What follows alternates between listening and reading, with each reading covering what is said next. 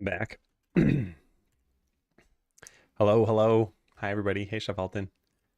Hopefully you can hear me. I think you can. And hey, Phil. But I don't know if you'll be able to hear my computer anymore. Let me try that. I'll explain a bunch of stuff in a little bit. But first, let me launch the game and see if you can hear the desktop audio. And let's turn this on. I don't even hear it. What's going on? Oh, there it is. Okay, yeah. So can you hear this?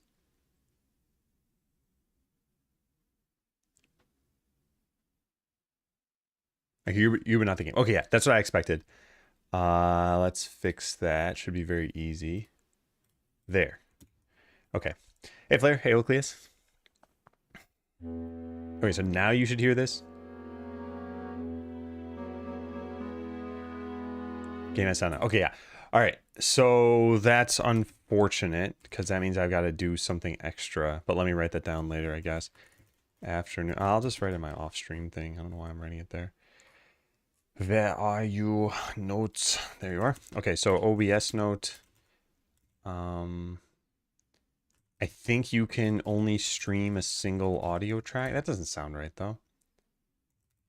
Meaning, if I'm recording shorts and want to put game audio on, well, recording YouTube videos and want to put game audio on another track, that I have to swap it back after I'm done.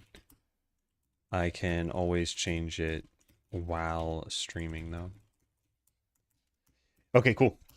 Yeah, so I spent the last 2 days on just shorts pretty much. I can't type. Oh my God, what is going on? YouTube shorts. And I'm sick of it already. It was, well, honestly, actually, it was probably like 2 hours of setup. It's somewhat difficult to record a short, and Skeleseller, I'm sort of lucky that you can make the window any size. But there are lots of games where that wouldn't work, or you'd cut a lot of things off.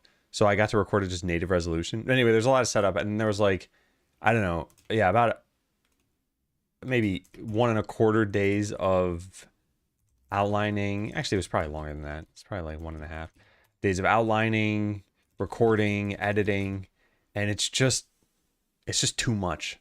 I don't want to do that much. Hey, Lava Cake. Having to deal with the ratio alone is annoying. Yeah. So yeah, for those who don't know, it's 1080 by 1920, which is 1080p but rotated. And my monitor is 1080p. So if I were to just draw a square like this, that'd be 1080 by 1080. Well, then you're missing like 840 pixels from the vertical axis. So I needed to set my monitor to 4K, which thankfully my monitor is 4K, so I can do that. And then record it like some weird thing and then edit out the... Anyway, it doesn't matter. So that's all done. In Syracuse, it feels illegal.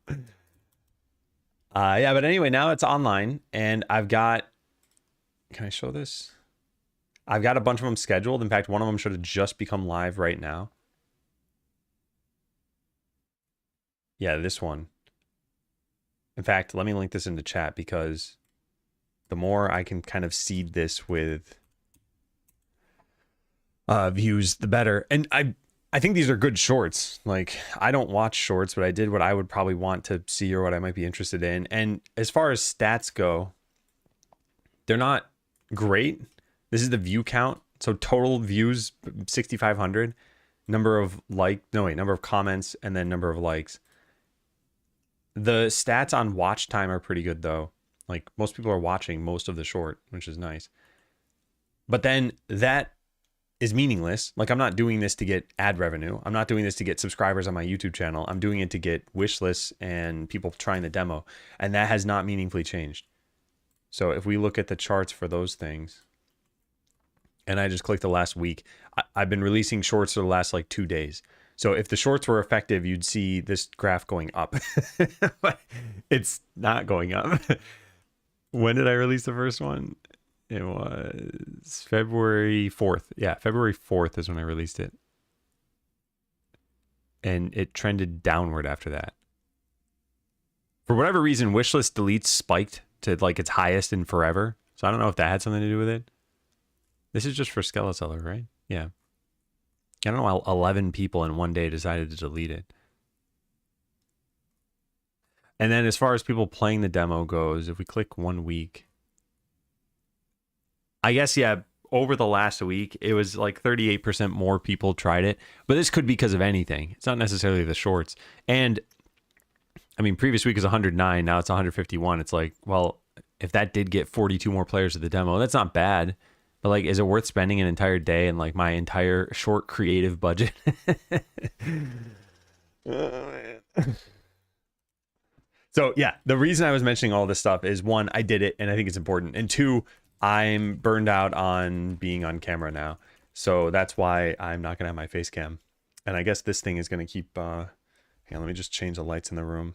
Maybe I can make it so it'll focus better. Ceiling, door side, computer side. Okay, here, if I turn this up. All right, there, that should make it more visible. Must have gotten canceled. The thing is, I can't find any information on Skeleseller that's new or interesting. If I click past week here, it's like, okay, incremental game updates. This happens automatically for Skeleseller when I update something. Then there's my own shorts. Then there's incremental game database again. Then Steam. Then my own videos. And then this, which I thought was kind of interesting. This is actually a random thing out in the wild, which someone said, I'm releasing my Joe game, Skeleseller, and put out a reflection video in the process. But this, I mean, I'm one of the upvotes and then they're one of the upvotes, so this didn't get any real reach. But the post itself has 0 upvotes, so no one's going to see this post again. So yeah, there's just nothing going on. I don't know if this is a sign that I've failed. I've been pretty down the last couple days, just thinking like, man, what am I doing? I want this game to succeed. Hey DJ, do you know how much the game will cost yet? Yeah, it's going to be $15, marked down to, I think, 12 at launch for a little bit. It's about being consistent, and one day one of them pops off. Yeah. And I mean, I generally agree with this, but I always think of a couple things. One is, if you have a game, you have one thing to market. If you make a video, you now have 2 things to market. And 2 is, like, when on average would you expect success from this? And one of the things I kind of wonder about is, imagine you just draw some graph here, and on the bottom is number of videos. It's really hard to draw with this mouse. And on the top is like popularity. So I think some people might expect a graph like this. The more videos you make, it just directly correlates to the popularity. I think some people might expect a graph like this. But what if the graph looked like this? Like, you have to hit, 20 videos before anything actually really happens. And I don't think that's what really goes on here, but is that kind of like it's linear up until you hit a certain point and then it becomes exponential, or what? And I don't know, and I'm not going to test this enough. So what I did is I made 7 shorts, so we can release 1 per day for a week. And if I notice some success from that, maybe I could do more. But yeah, that's it. We need an Abby cam. What's a Joe game? I don't know what that was supposed to be. It's a typo for something, but I don't know what. I think I'm back.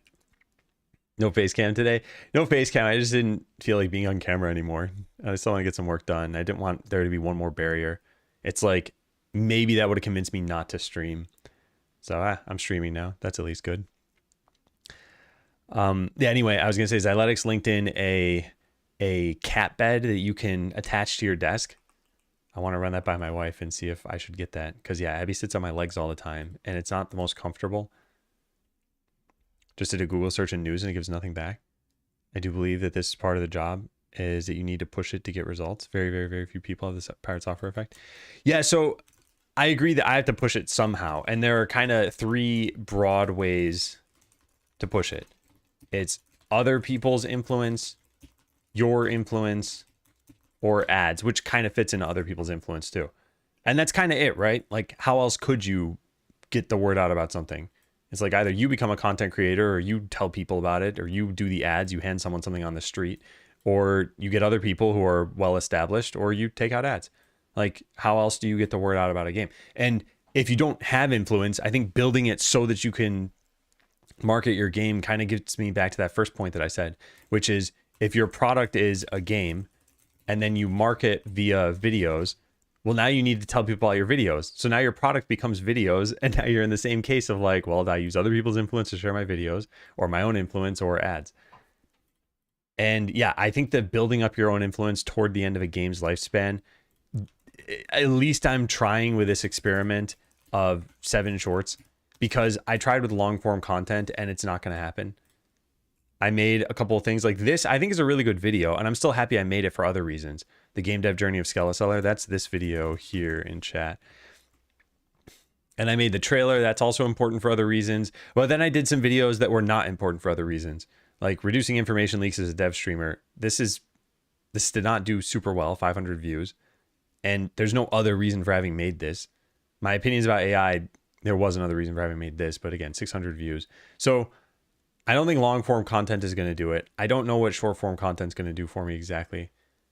I think I should probably not make more content before launch. And it also kind of makes me think about like, what is my general goal as a content creator? And I think in the past, it's always been in service of the games I make. Not always, actually. Some product I make. Or rarely I make a video because I want to. I still have some videos that I want to make that I think would help people. There's something to be said for the art of just you make something and you put it out there. But at this point in my life and with the goals that I have, I don't want to just do something and like, oh, it got 17 views on YouTube. And I say like, yeah, that was a success. It's like at that point, I kind of consider it a failure for myself. So as an example, I learned a lot when it comes to localizing a game. And I'd like to make a video on this, but it will take me probably at least 8 hours to make. So now I think about like, all right, well, I mean, I do kind of want to make the video anyway. So there's something to be said for if I had an 8-hour chunk of time and I wanted to do solid work. But if I get like fewer than 500 views, it'd be like, well, why'd I do this? Shouldn't someone else just kind of handle this eventually, or shouldn't I just leave this as notes? It's been a serious decline in quantity and quality of game dev content on the platform. On Twitch, on YouTube, because I don't tend to pay attention to YouTube game dev content, but the algorithm has been suggesting GDC talks to me, and those seem like they're pretty good. YouTube, also, hey man, I bind. There's still some discoverability on short video platforms, unlike Steam. So there's some ways to get success for free, relying solely on the algorithm. Excuse me. Yeah, and also there are at least 3 short video platforms. So I refuse to install TikTok, but my wife naturally uses it. So I'm like, okay, well, if you already have it installed, do you mind just like posting videos for Skeleseller? So she posted one yesterday for me, and I want to see how that goes. And then Instagram, I also refuse to install the app for this, but again, my wife naturally uses it. So I'm like, can we just like do the same thing for that? So maybe that'll work a little bit more. It's like, well, it kind of triples my chance of success by having 3. They're all popular platforms, YouTube, TikTok, and Instagram. So it's not like, well, YouTube only has 1,000 people and TikTok has 10,000 people or something. It's like they're all pretty big. GDC talks are usually at least okay. Yeah, I've been watching a couple of them. I think you're the one who shared a Slay the Spire talk, and I watched that. I thought that was pretty good. Then one came up for Into the Breach, and I started watching it. I almost want there to be a summary of each video so that I know what they're going to talk about, to find out like, what do I want to hear more about? Anyway, okay. Let's get to work on some of the stuff. I just wanted to chat for a bit. If you make any kind of information on your target audience, that would help a lot. Identify the best communication channel. Not too much, because this game is in kind of a weird position. It's a casual game. It's supposed to have like broader appeal than say Botland did. And it's not necessarily targeting the same players as a lot of other games that are out there, I think. Like, it's got some RPG elements, but you can just ignore them if you want. It's got some strategy elements, but you can just ignore those if you want. Yeah, so I didn't like super well define this. So I'm kind of just saying like, well, it's people who like other games like it. Which I don't know if you count that as an audience. It's like I can't tell you age range or gender or yeah, how much time they spend on video games every day. And the other kind of weird thing is that a lot of people that I've talked to have said, hey, I liked playing that game, but I never would have found it on my own. And I don't know what to do with that information. Okay, so grab cursor is used on the pause menu. Grab an item, press escape. The cursor is a regular cursor until you unpause. It's still a grab cursor. Makes it awkward to click. I think we can just have the pause menu remember the prior cursor, change the normal one, then restore the original when closing. What happens if you... Let me try this. All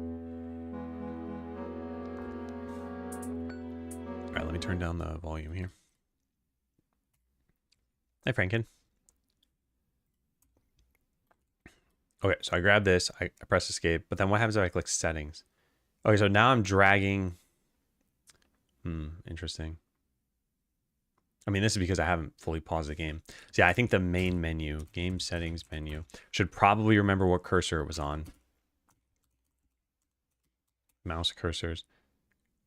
Yeah, and there could be some like stack of cursors that we pushed. Yeah, I'll see.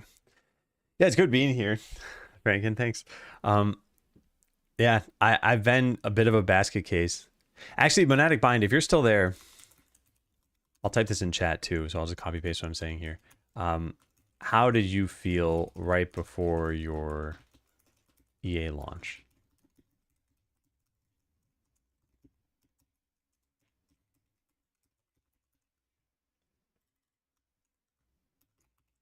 There. Hey, Sofameyer. Because, yeah, I think I'm going nuts. I don't like going nuts. All right, do we have a way to get the current cursor? We don't. But I don't feel like we should. I feel like what we should do is figure out which one of these we're using. Set custom cursor. Input cursor shape. Oh, neat. Okay, I see. So wait, then shouldn't input have a way to do this? Get custom cursor? Get current cursor shape, yeah. But I don't think this should have to know what. So I think we do something like public static void save current cursor shape. And we do something here, private static input dot cursor shape. Hey, Cruddlefish. Hey, Matt. Yeah, this will be like saved cursor shape.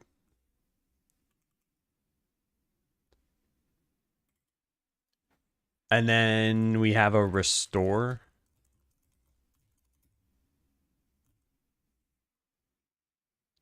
Yeah, except for...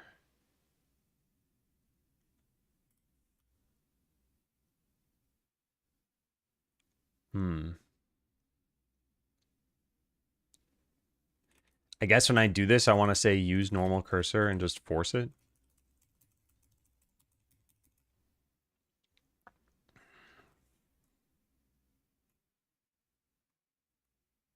Press and drag.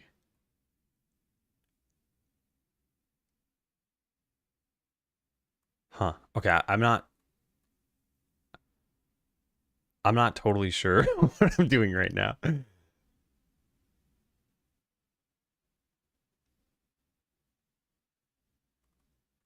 Yeah, I'm not totally sure what I'm doing.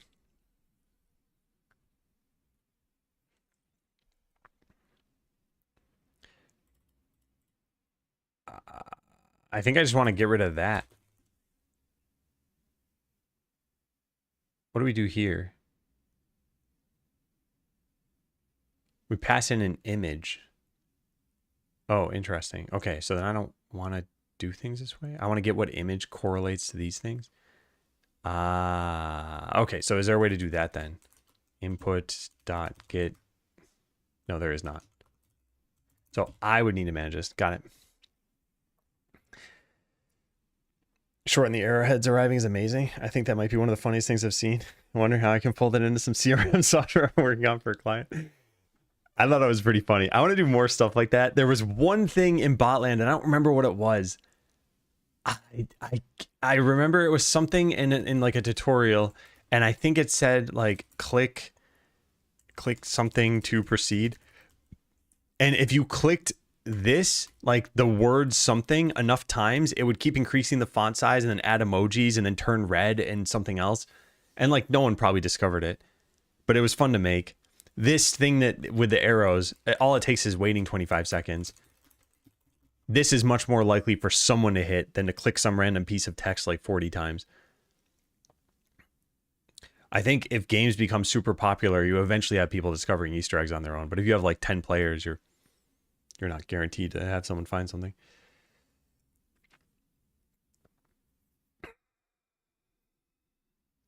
Consider reaching out to devs of similar games coming out around the same time for cross promotion. No, I haven't. I've heard that this works well on Steam, bundling your game with another game, and I just haven't looked into that. Hey, Kojen. Short answer is I didn't have time to feel anything because there was so much stuff to do. Okay, yeah. Because my short answer earlier is I'm going nuts. And I gotta find some way to handle this. I think it'd be okay if I'm going nuts and it's like 2 days from launch.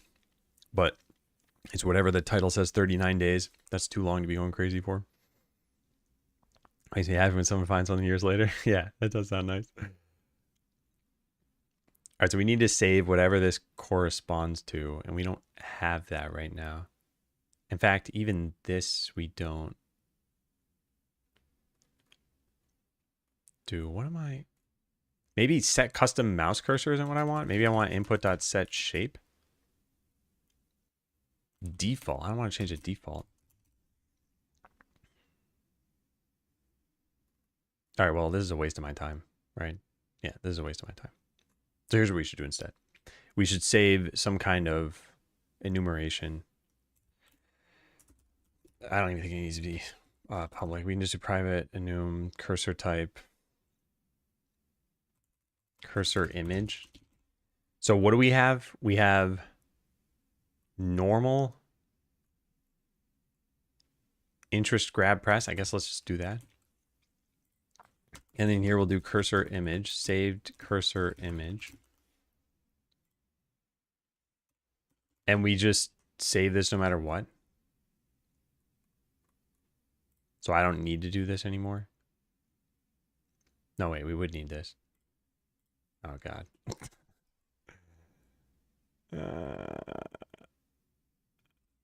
Yeah, we need to save like current cursor image.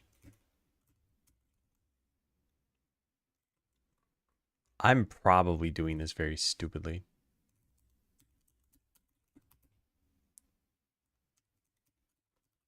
Okay, we're getting there at least.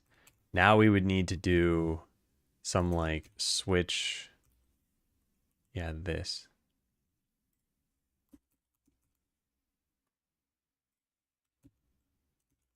Default gd.print unrecognized cursor image.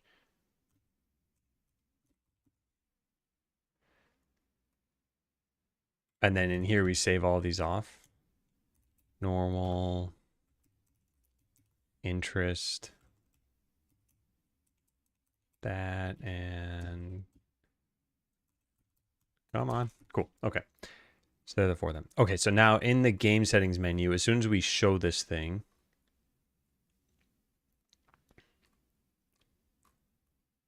where do we show it for the first time? Open. Here it is.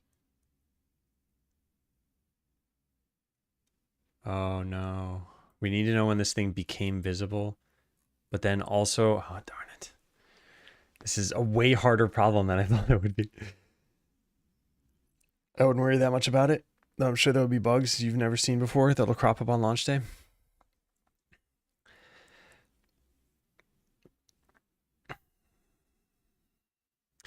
Yeah, I guess it's worth identifying what am I worried about. And yeah, I guess the worry is that 10,000 isn't enough.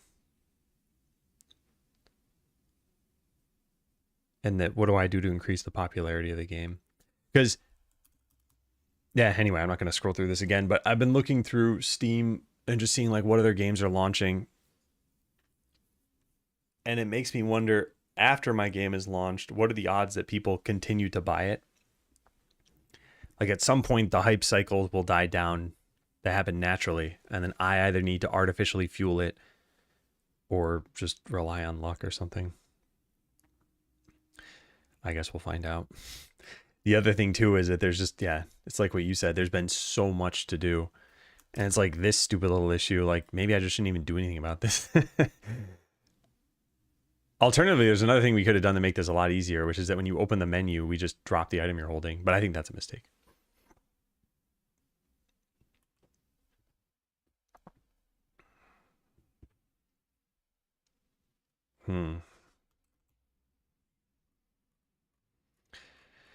So the issue is that we don't have a single point to show this.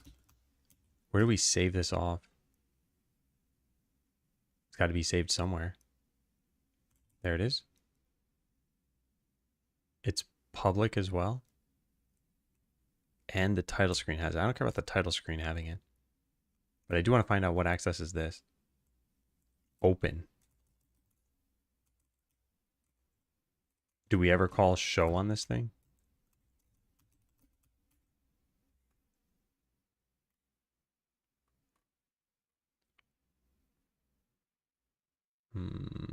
There's just open.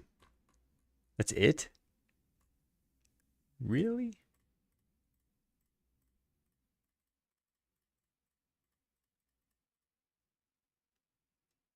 I don't care about any of these things.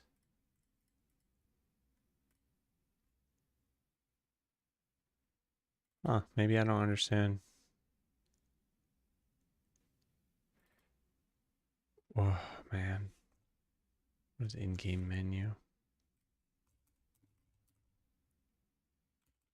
Oh, I don't know what I'm talking about. All right, I don't think I should do this task. I think this is a mistake. Maybe I should try for just a little bit longer, but yeah, I'm being a little bit silly about this.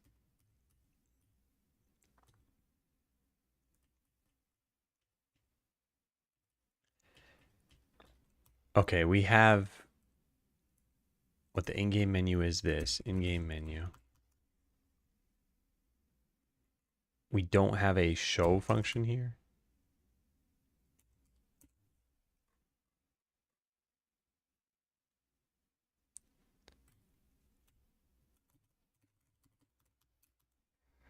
Okay, let's go make one public void show. Or open or something. I don't know. I don't know what I should be doing here. This is separate from open so that all colors. Can we just check the visibility changing?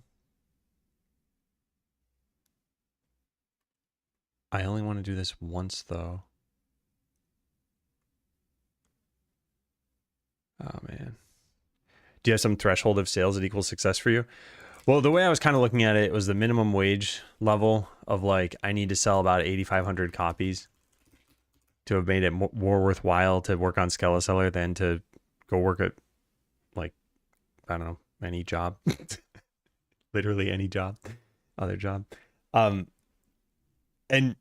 yeah, ideally I'd like it to be more than that. So probably, I don't know, more than 10,000 copies.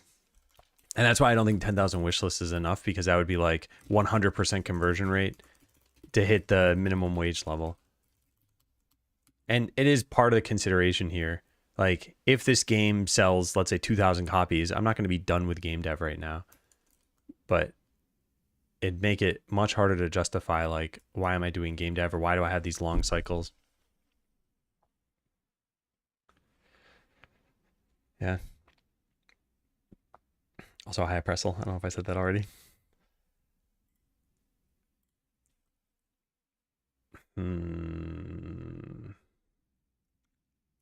So open should call show. This should say show. All colors can converge here. I didn't even read whatever that wrote. And then we can do mouse cursors dot save current cursor. And then whenever we close this thing, We call mouse cursors dot restore saved cursor. Okay, that should be it.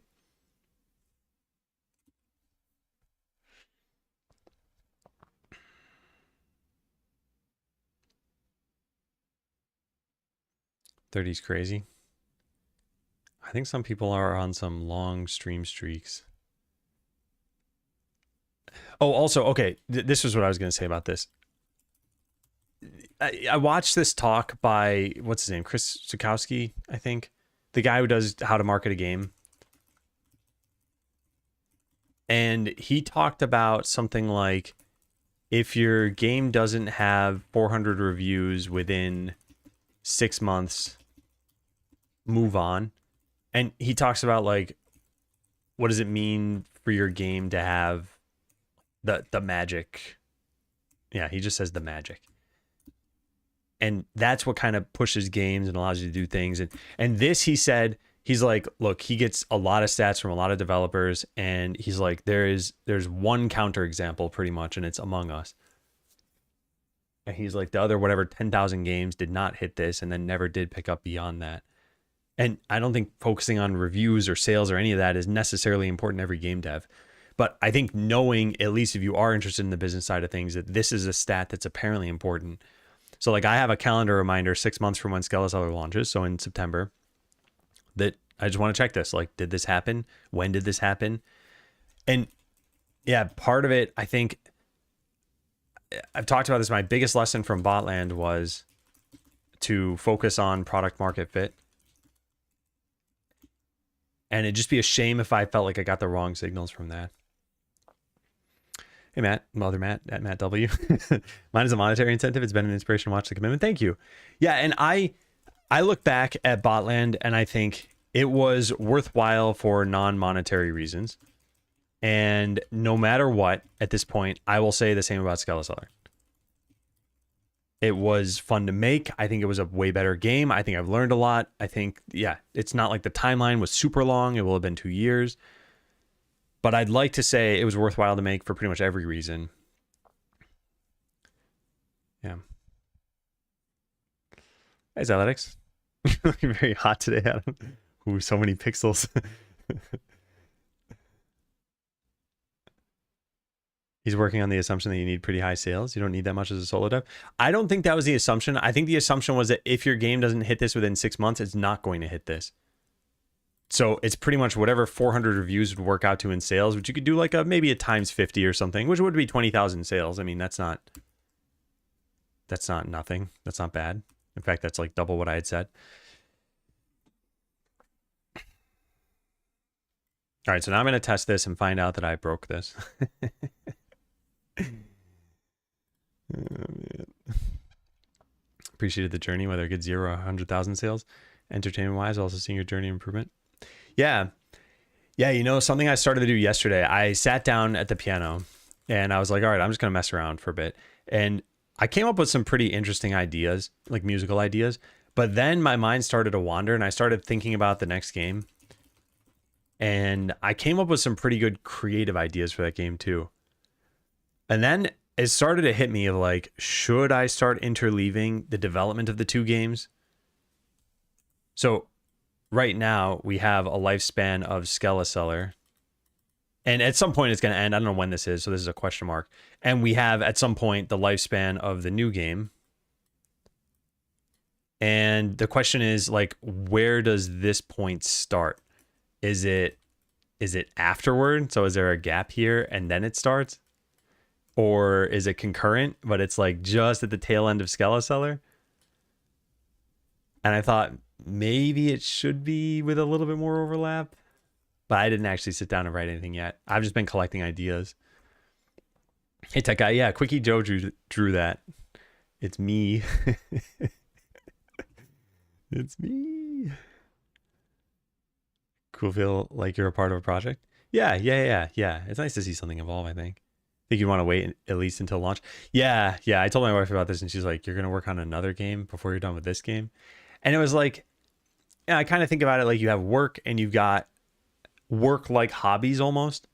Like let's say you do, I don't know, woodworking or something. You have to go to your well, maybe you own a woodworking station, but like you have to go to a woodworking place, you have to learn, you have to then do some stuff. Ideally, you find all of that fun, but that's kind of how I look at this. Like a new game doesn't have any baggage, and it's all just an idea right now. And I really, really like writing documents, apparently. Okay, so here's what we do, because I'm not testing this. I click this, I press escape, and nothing happened. Ah, the joys of game dev. Oh, right, because they're not calling a new function. Okay, that was expected. Yeah. So anywhere we have show should be open instead.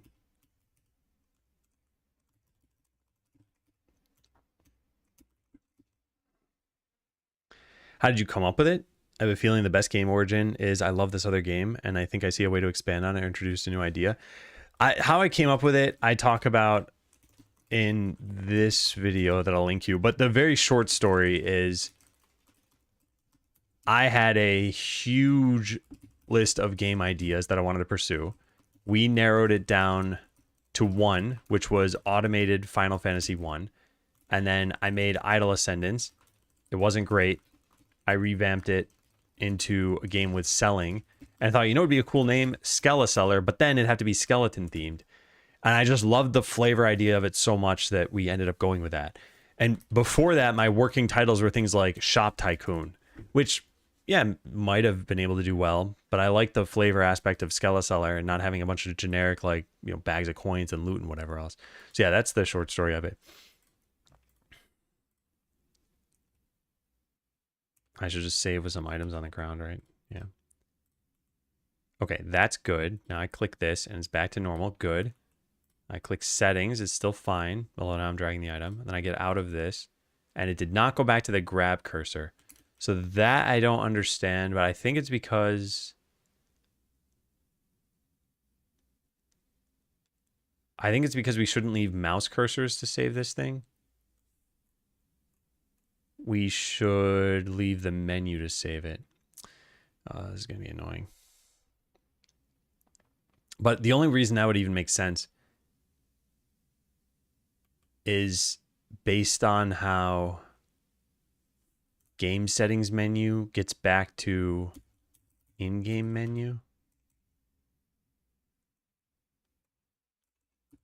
On close. The UI does this somehow.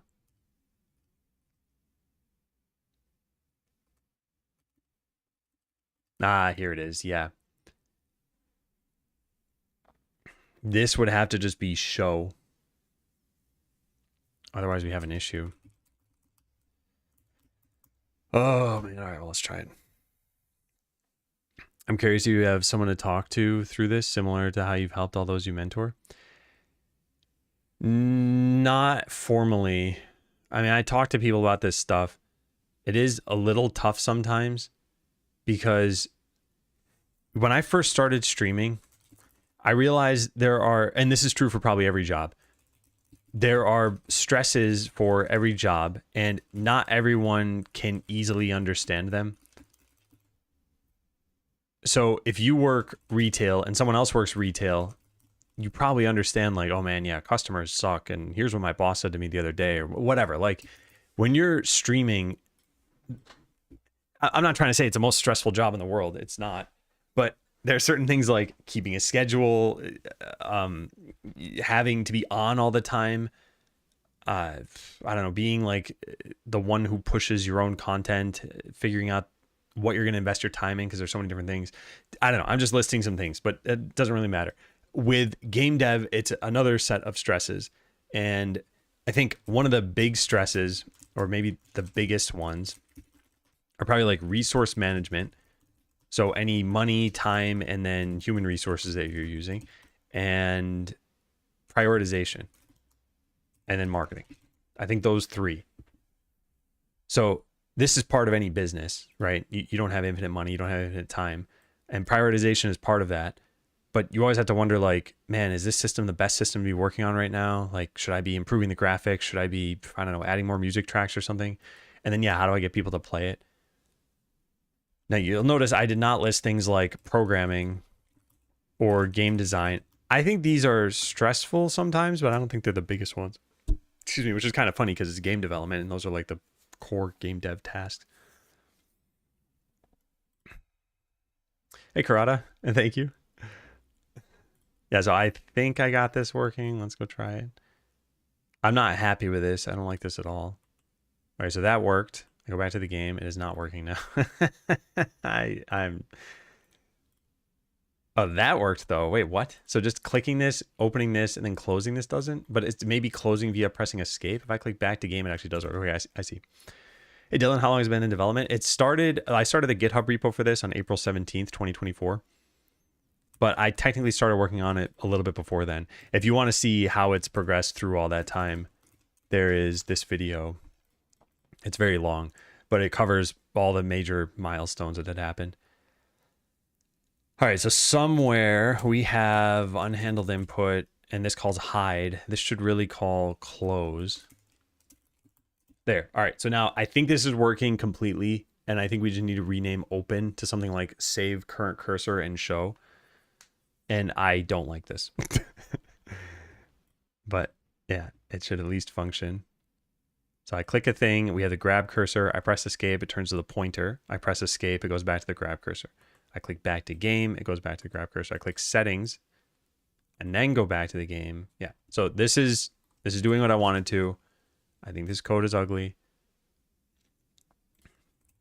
This is like show after saving cursor. All right, you can't do this from here.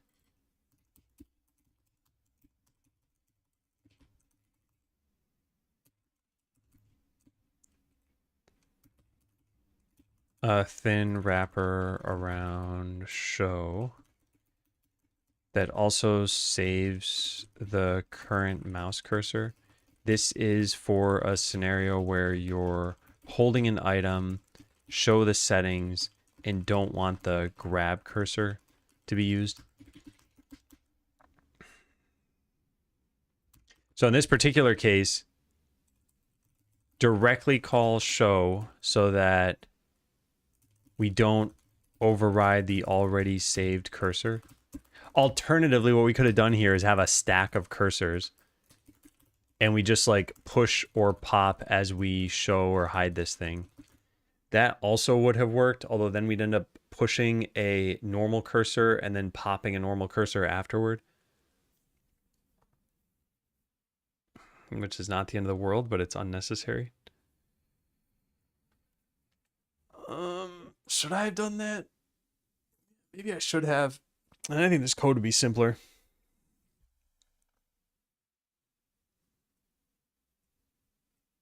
And then you always have matching calls for this. I don't know. How about this? Let's check in what I've done, and then I want to try changing this to a stack, I think. Change to a stack so that the code doesn't suck.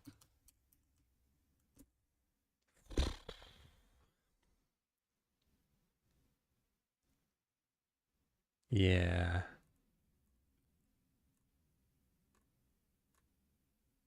And this is what we would change. Change the call below this. Rest of this is fine, I think.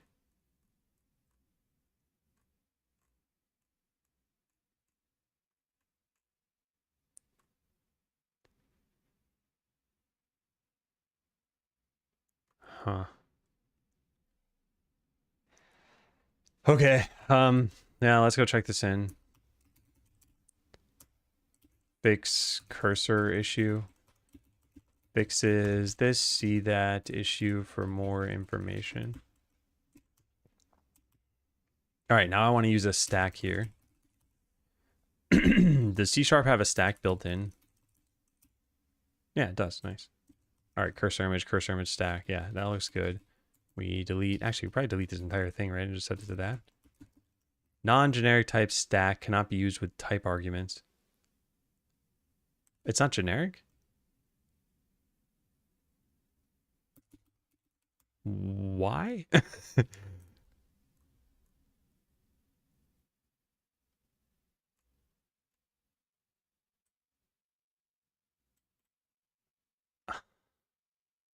Huh. I'm kind of surprised about that. Do they have one? System collections generic. Yeah, apparently one exists. Did I just pick the wrong one? Oh, I did. Okay. Okay, so current isn't, well, current is needed, but this saved one isn't.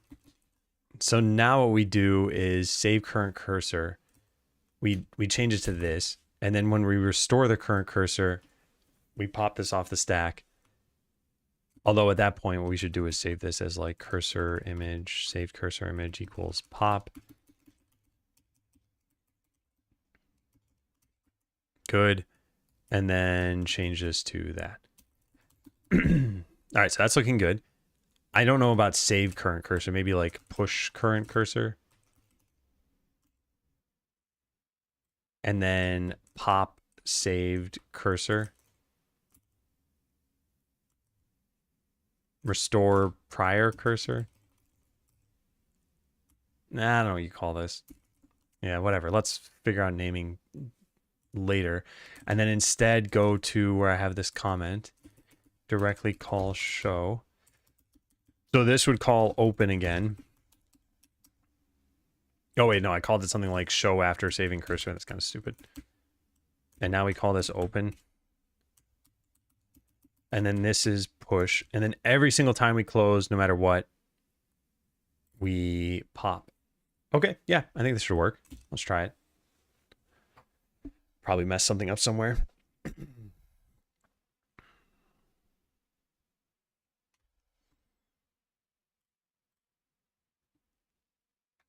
So thankfully there aren't that many scenarios we have to get through here. So let's save this. So I click, it's the grab cursor. I press escape, it's the pointer. I click back to game, it's the grab cursor again. I press escape on the screen, it works. It actually technically only changes once you drag the mouse again, which seems wrong to me.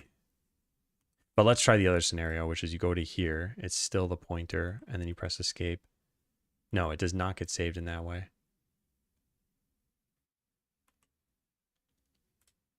Huh. Okay, I gotta find out why not.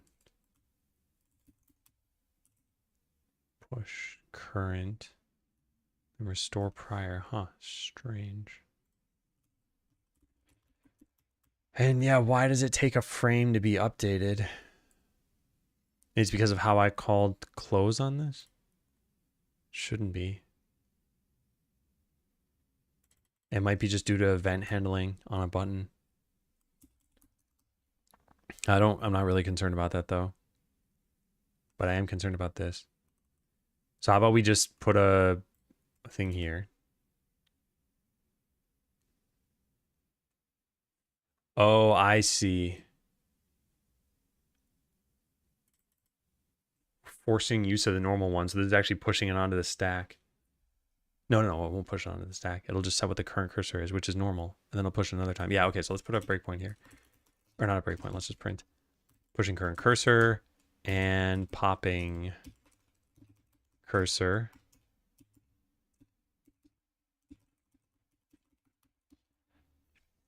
So it should push the grab one and then the normal one and then pop normal and then pop grab. And something's going wrong there. So yeah, let's find out.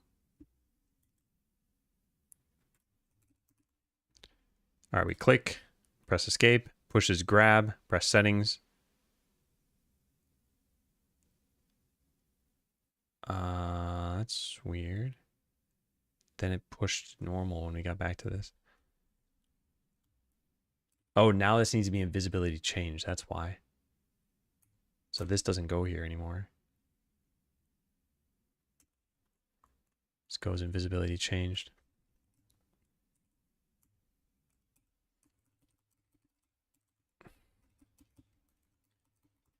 All right. So if is visible, then we push the current cursor, otherwise we restore it. I think that'll work. And then we don't need this function to exist at all. These could just both change to show. And then delete this entirely. And then where does pop happen? Oh, darn it. Did I mess something up? Game settings menu was a different function. Yeah, this one should be show. So good at coding. Look at how many mistakes I've made for one tiny task. I'm not doing myself any favors by even calling that out. All right, I'm missing something somewhere. Restore prior cursors being called. No, it isn't. Okay, no, I guess we're fine. Let's try it.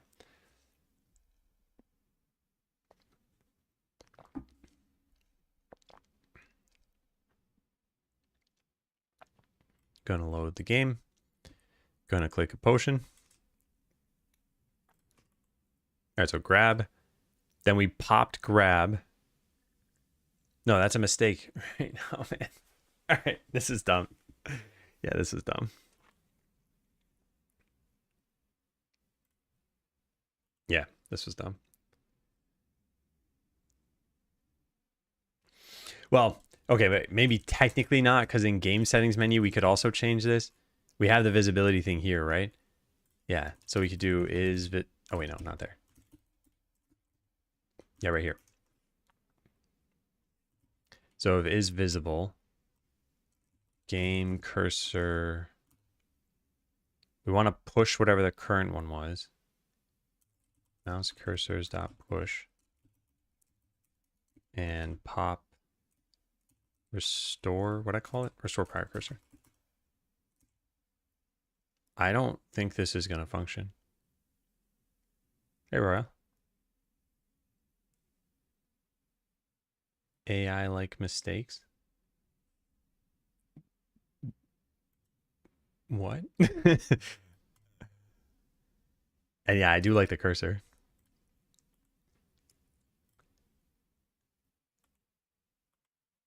Oh my God, how did that work? I don't even follow my own logic. This is what I intended to do, but I don't get how I got that to work. Let me try that again. So I click this, I press escape, it pushes grab, then over here, it pushes press and then pops press and then restores.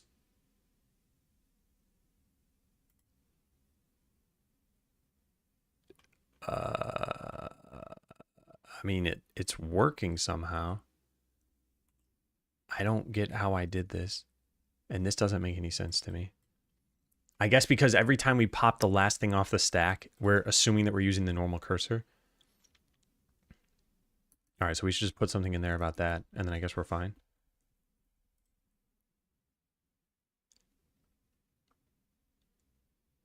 Wait, but we never popped the normal one. No, that doesn't make sense, does it? Unless I put a use normal one somewhere. No, I did, didn't I? Yeah, push cursor uses the normal one. Oh, wow. Great. Okay. Okay. So I think this works. I think it's going to need a couple of comments. So I click this, we press escape. Now it says pushing current cursor, grab, and using the normal one, which is good. And click this, push, press, and then immediately pop it, which again makes it use the normal one. Then we pop, grab, and then push, grab. Wow. All right. Yeah. It's working, but it's just so stupid. Yeah. Wow. All right. Now what are you going to do? That's fine. So does this actually simplify any code? I think it at least put all the mouse cursor stuff where it belongs so the callers don't need to know about this.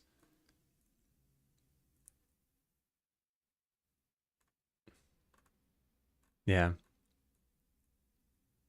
And then why is this yellow? Make field read only? Sure. Now it's going to say read only stuff goes in a different spot. Yep.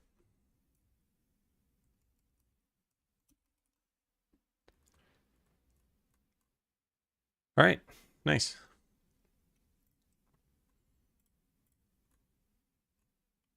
So now we just need something here for, this is here for a specific scenario. When you have an item in your hand, you open the in-game I'll just type this out myself. When you're holding an item and open the in-game menu, we don't want to use the grab cursor in that case, since then it would be, yeah, I'll just say because it would be hard to click buttons when the cursor isn't pointing at something.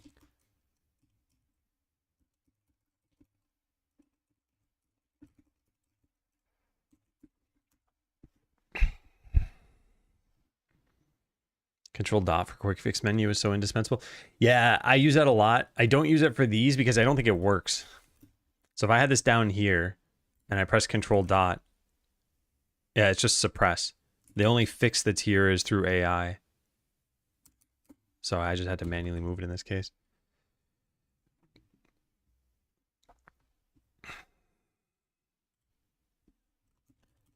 However, currently our settings menu, our like in-game settings, pauses only to, oh man, getting to our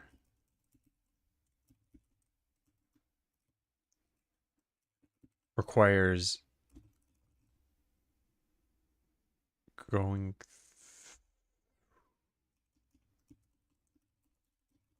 there goes navigating to it directly and navigating through game settings menu. I'm not sure I named these correctly because I don't remember what these are, and this isn't even here. What is it, like UI dot? Nope, I don't know where this is. It's scene scripts. There we go. And then same thing over here, presumably. Yeah, but is that correct? Is in-game menu what I'm thinking of? No, other way around. Game settings menu, in-game menu. He said it's still up.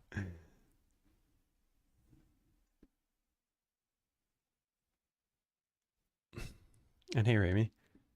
Seller of Skellers.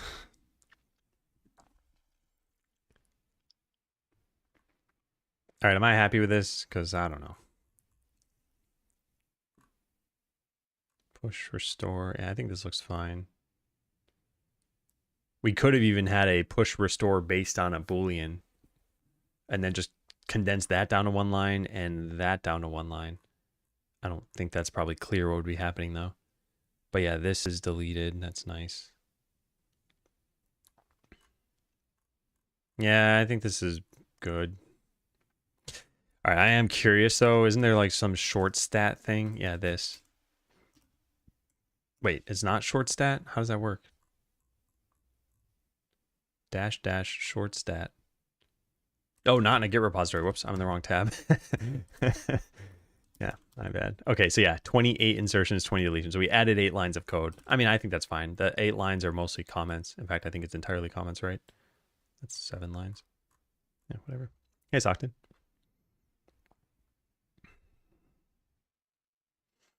That's exactly what happened, Ramy. By the way, yeah, I'm curious about Matt's question too. Did you end up figuring out your shader issue? Because yeah, my only, I mean, I guess you realize this too. Time has to be passed in incorrectly, but I'm curious why it was being passed in.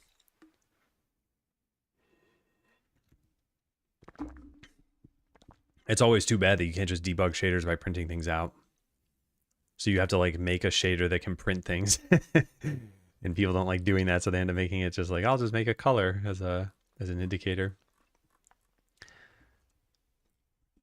All right, so what do we do here? Just say improved mouse cursors. It now has a stack of saved cursors so that calling code for the fix to, what was this, 1244, can be cleaner.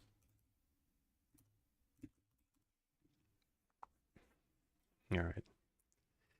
Hey, Chase.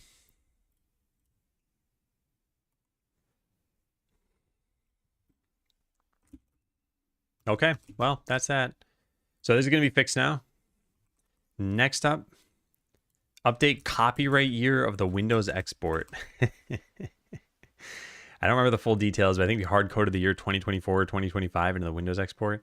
No one will probably ever care or notice, but we should probably figure out how to automatically update this. Have to run RC edit ourselves and rezip the game, which shouldn't be hard to do. Maybe just having the release tool tell you that the dates don't match and how to update them is good enough for now. Yeah, I think this might be quick. So let's take a quick look. And then if it's not quick, let's just take a break. So I click Windows here. Shouldn't a year be in here? Yeah, right there, 2025. So isn't this saved in project.godot? It isn't? Wait, no. But there's some like export settings. Yeah, this. 2025. Yeah, there it is. Wow, this should be pretty easy to fix then. All right, so all we need to do is find that. I'm not going to do it right now. I guess I should have said no matter what, I'm going to take a break. So what is it? Export presets.cfg has this line. And we just need to update this to be 2026. Yeah. There's no other copyright, is there? Preset 0. What is this, Mac? I don't have the copyright built in on Mac. Why do I have it here then? Huh, yeah, there's a copyright and I just never filled it in. I'm guessing Linux has the same thing? No, Linux doesn't have it. Okay. I may want to do this for Mac as well.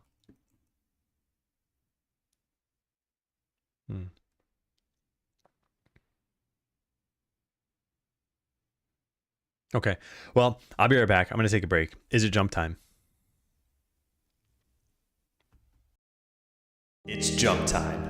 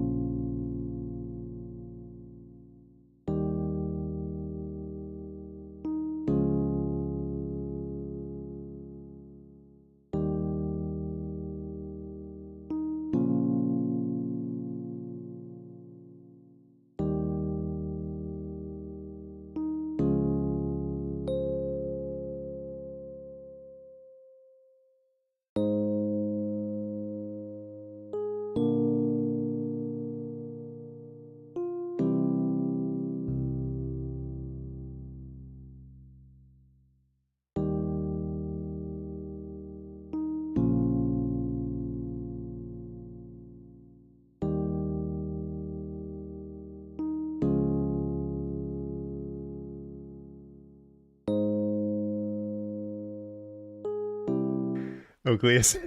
That was pretty funny. You still won. Close the game. Okay, so let's try to set the copyright for Mac. Where is that? Here. So if I do that and then I reload this, no, it doesn't work that way. I think you need to reload the whole project. Oh, right. Ah, darn it. I was supposed to run ads.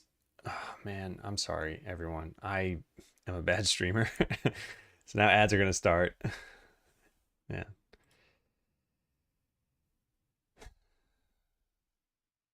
Keep forgetting semicolon in languages that do require it. Yeah.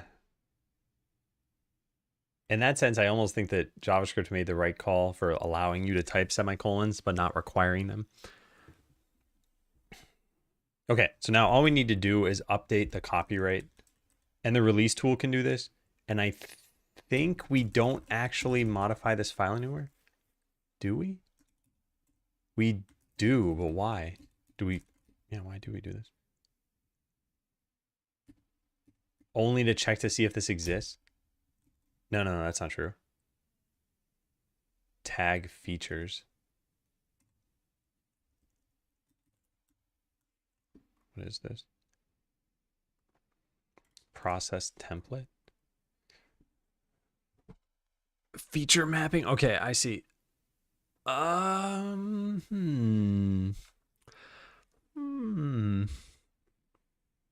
Hey, Shoe Strikers. Yeah, it is pretty soon. Also, neat badge. What is that? Lost Ark anniversary.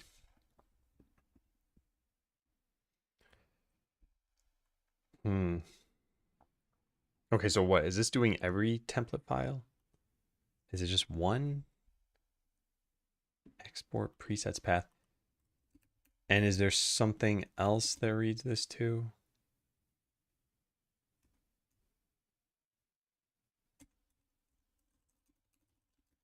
Maybe copyright changed.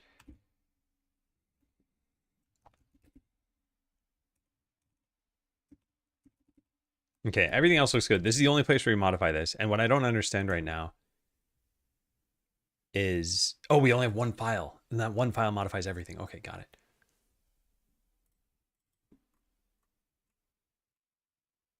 All right, so this is a little bit weird. It's called add command handler, which I don't know why we did that. And then remove command handler. What?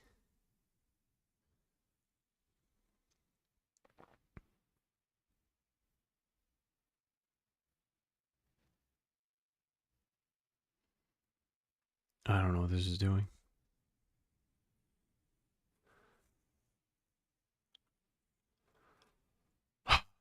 Yeah, I don't know what this is doing.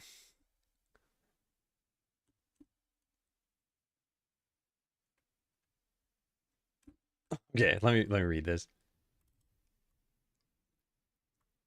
This is gonna read this file, go through every line. If it starts with the features tag,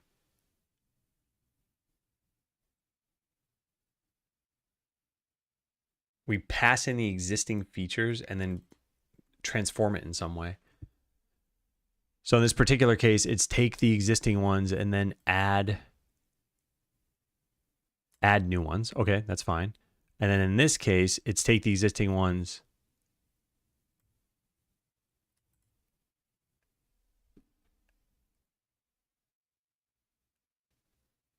and removing? I don't understand this. Thanks, Royal. I don't know why we did this. It's like it's to revert the file, but then we check in the file, don't we? No, we restore. Okay. So this is technically unnecessary, I think, because we say revert changes to files. Okay, well, you know what might be smarter here? Maybe, because I think the only time the number 2025 is going to appear in this file is for the copyright, but we can be a little bit more explicit than that, and we can just read this and check to see if this is the wrong year, then just bail out. That's probably the easiest thing to do. Oh, also, hey, Leap Year Girl. I think I saw you earlier, maybe, and I don't think I actually said anything. Yeah. Did you do any mangoes? Sorry, I just missed your message. And hey, who cares? Yeah, so I think this is probably the easiest thing. I think as long as I'm here, I'm pretty sure this is unnecessary now. Hmm. Yeah, I'm also not sure why this is called add command handler.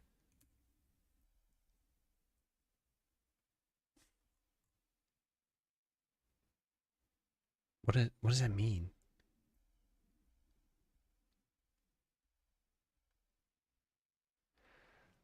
Oh, we never call this directly anymore, do we? Oh my God. Okay. I think this is all making sense. Should it say the date you created it at, or is it something that goes up every update? I think it's supposed to go up, but I don't understand it either.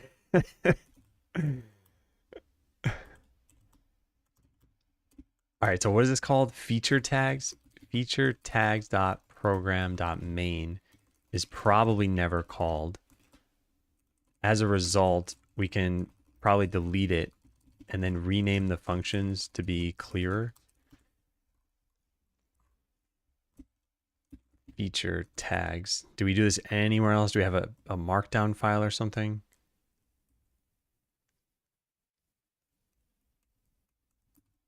I'm like 90% sure we never use this and probably never will.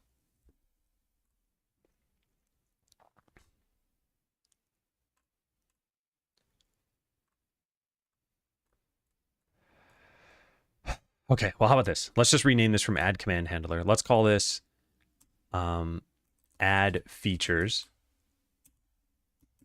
And then let's call this remove features.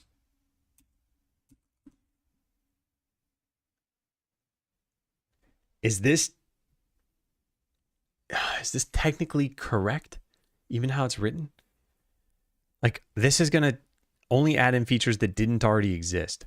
So if we have A, B, C, and we say add B and D, we'll end up with A, B, C, D. But then this is going to remove ones that existed. So now we're going to have A, B, C, D, and we're going to say remove B and D. And we're going to end up with A and C, right?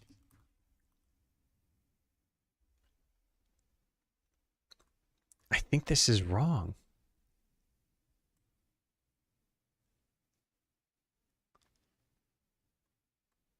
Yeah, I think this is wrong. And we don't need this anyway. Oh, man. Yeah, I think we should gut this.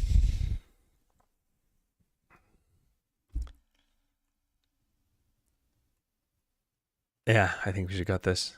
I think we can simplify this entire file as a result of it.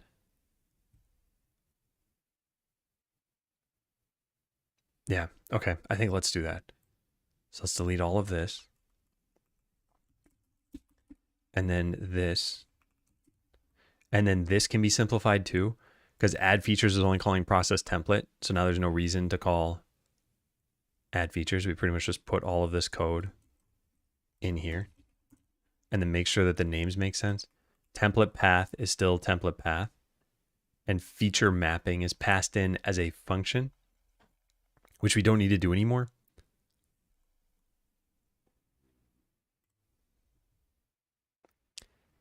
We just want to take the existing features and add in any new ones.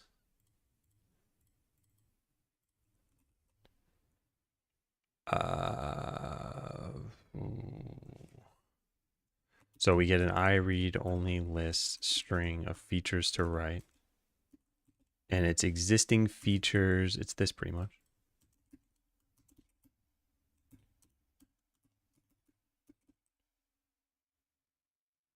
Invoke. Yeah. And then we delete this and this. And then this doesn't need to be called program anymore. But that doesn't really matter.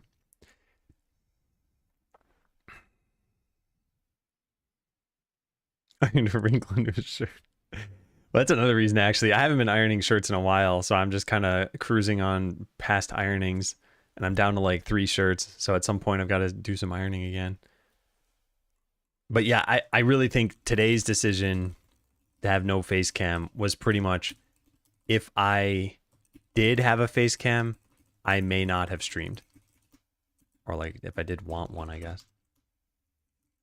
Because I just thought, man, I'm just tired. I just want to get some stuff done.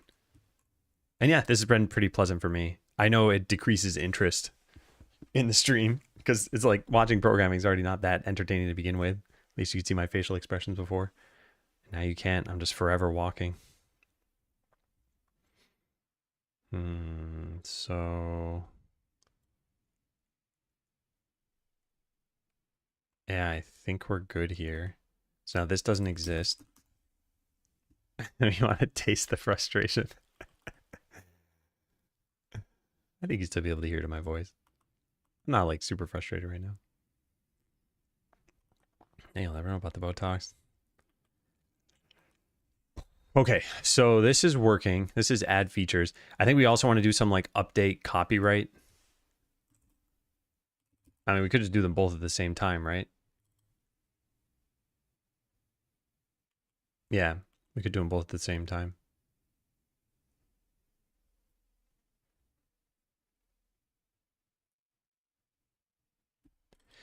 Okay, so how about we just say modify, what is this even called?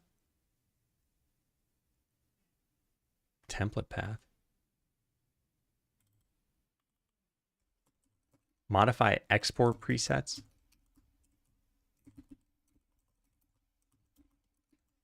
So we go through this and we update the features, and then we also want to say if line.contains, and now we want the copyright. Where's the copyright? Oh, we could just check to see if it starts with the application copyright. That's probably fine.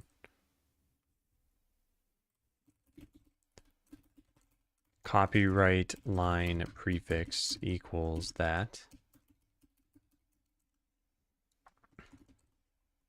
This should be really easy to test. And we can do a starts with here. Starts with. The +1 is to account for an opening quote. Do we have a quote for that? We must have an opening quote for that. Yeah, we do. But don't we have a better way of doing this?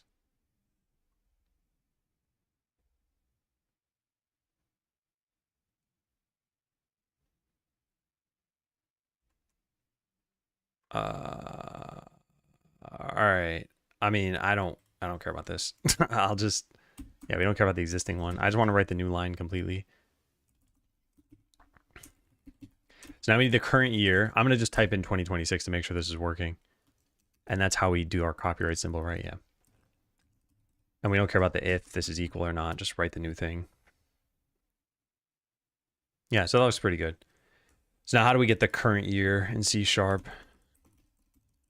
Get current year. Datetime.now.year. I mean, that sounds fine. Yeah.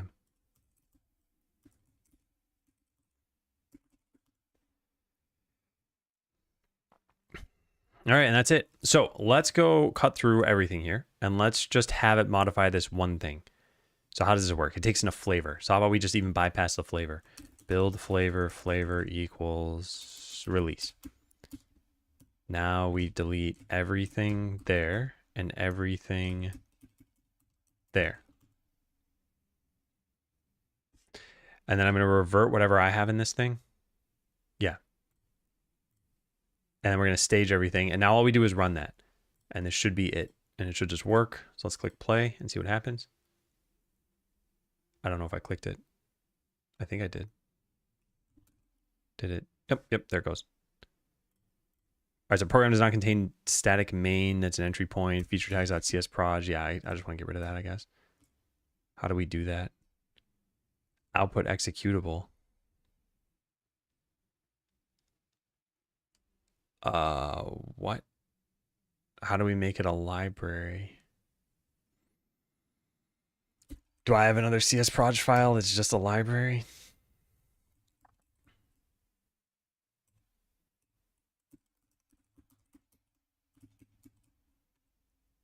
target framework. Maybe I just delete this whole thing. I don't know. Let's just try running that.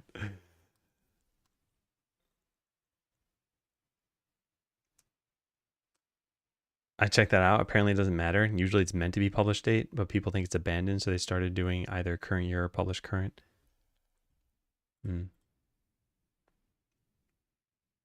Yeah. What is this? Invalid framework identifier. Empty quotes. All right, I'm probably supposed to have something here. I don't know what this is supposed to be, though. CS proj file for library, not executable. I don't ever do this, so I don't know what this is supposed to be. Class library cannot be started. Yeah, so there must be a library thing that you can do. How do you specify it, though?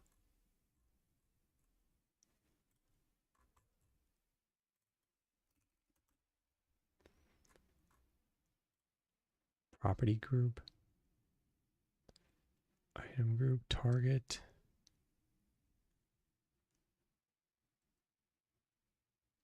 Huh. Target framework has to be there. Oh, I see. Yeah, I just, maybe I can get rid of this.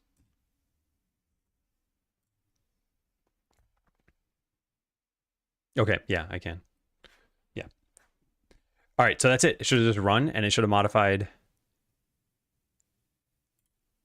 It did. Nice. Okay, so there's a current copyright, and there's a current copyright. Nice. So now let's run it again, but this time with playtest, I guess. Whoops, bumping my keyboard on the desk. Playtest. I don't remember what playtest does, but it's something different from the launch version. So let's find out, because I don't remember. So what did that do? Custom features now has playtest. Custom feature has playtest. And there should be one more of those. Yep. And as long as we're doing this, let's try with the only other flavor we have, which is the demo.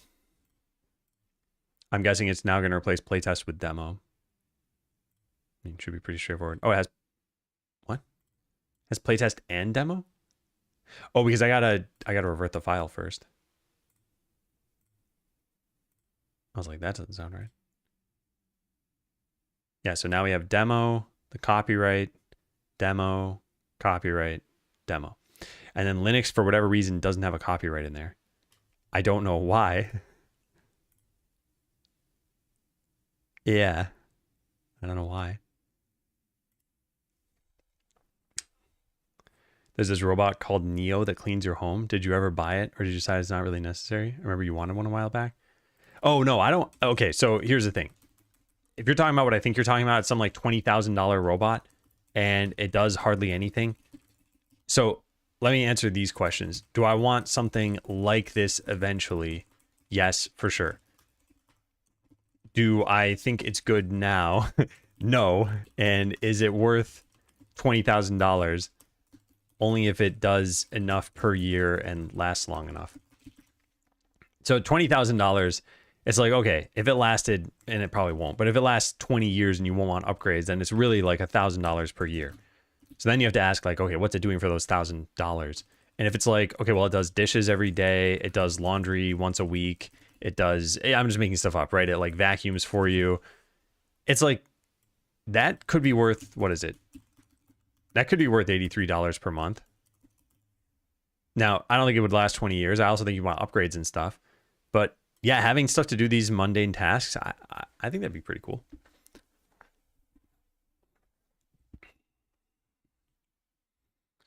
But I don't think this is the kind of thing that I would want in the next 5 years.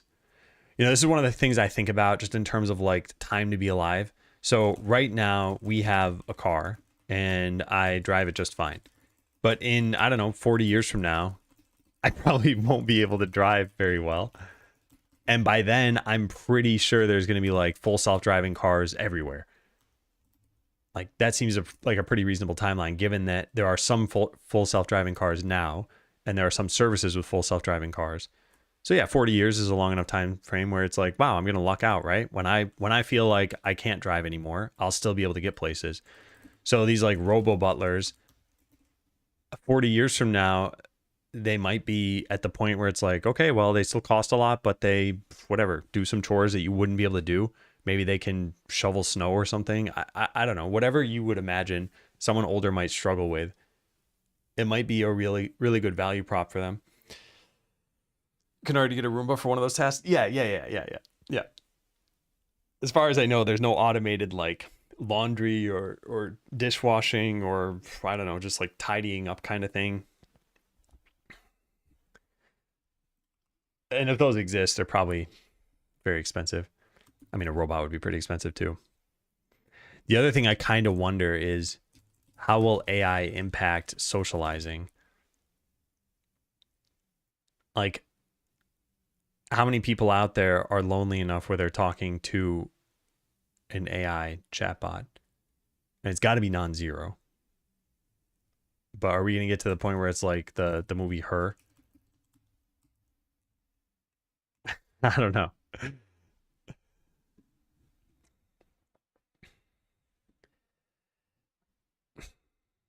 Time to work. See you in 5 years. It's a whole multi-million market to have chatbots that lonely people can talk to. Oh, this is I think I know what you're talking about.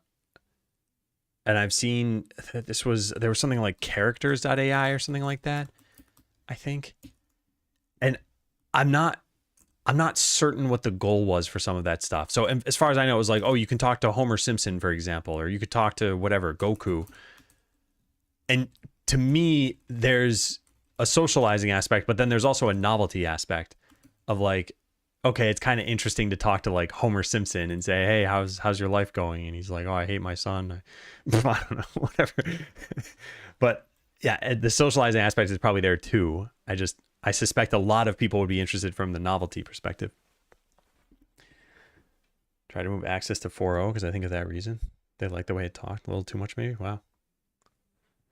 There are also predatory ones that have AI girlfriends you pay to talk to. Okay, so something else I've been seeing, I've been going on Steam, and I gotta be a little bit careful about this because I'm doing an incognito tab, which I would expect to have the worst games kind of blocked. And then I type in Skeleseller just so I can find the idler tag. Where's idler? There. Okay. So I click idler, and now here's where I got to be careful because I have actually seen some games pop up. Yeah. All right. Anyway, if you were to do this, like right now, and exactly what I just did, there's a game that let me blur this a couple times. This is not working. Well, anyway, yeah. So it's like, oh look, casual zoo game, berry, Firestone, and then like this thing that I've blurred. I'm seeing these pop up more and more in the idler category, and I don't know why. And I think that people would probably be interested in them. I don't even know what these games are about. All I did is see like, this is rating higher than Skeleseller right now. Works for a scam company for a non-existing university. Oh man, so scammers are starting to use AI bots too. Kind of funny. It's like an AI is putting two people out of a job, the scammer and the person who's sending all their money over. I think we found our next game.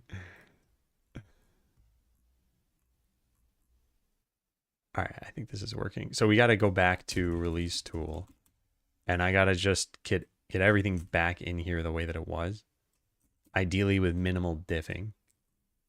Why is everything considered a diff right now? That's not right. No, that can't be right. Oh, because I did that. Yeah, cool. All right. So all we did is we set a flavor, we delete that, and everything else was good. Cool. And then this too. All right, so minus all that, and now let's diff it all.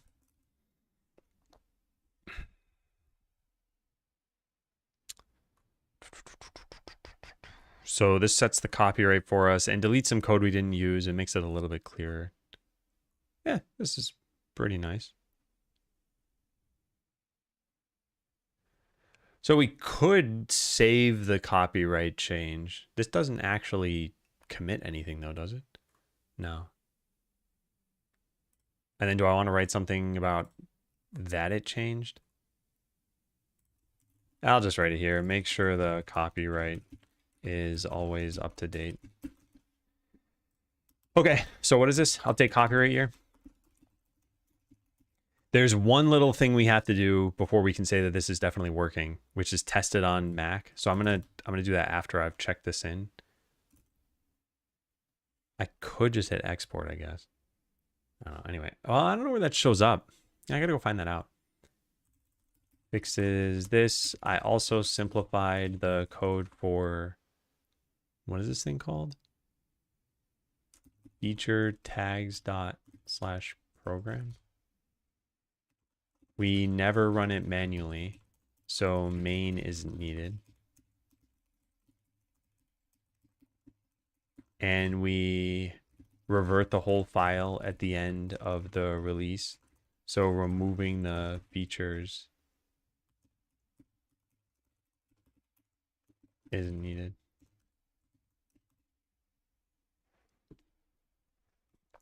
All right, well, here goes.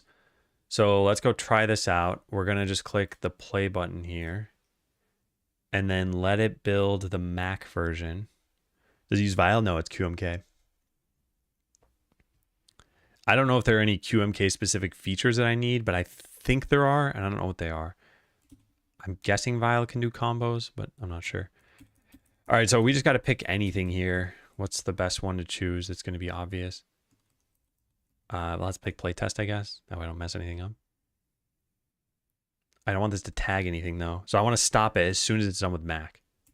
Yeah. All right, so it's exporting Mac right now. Once this is done, it's going to move on to either Windows or Linux. I don't remember which, but then we got to cut this out. Wait, no, that won't be enough for it to cut it out, will it? Yeah, it will. Yeah. I'm asking if you're currently using that because I got tired of making a mapping. Might copy someone's. I've never used Vile, if that's what you're asking. Yeah, it's using QMK. Should be done pretty soon.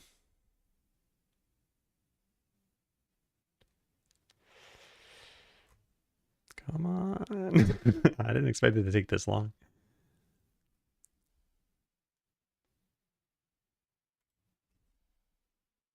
Okay, so it's done now.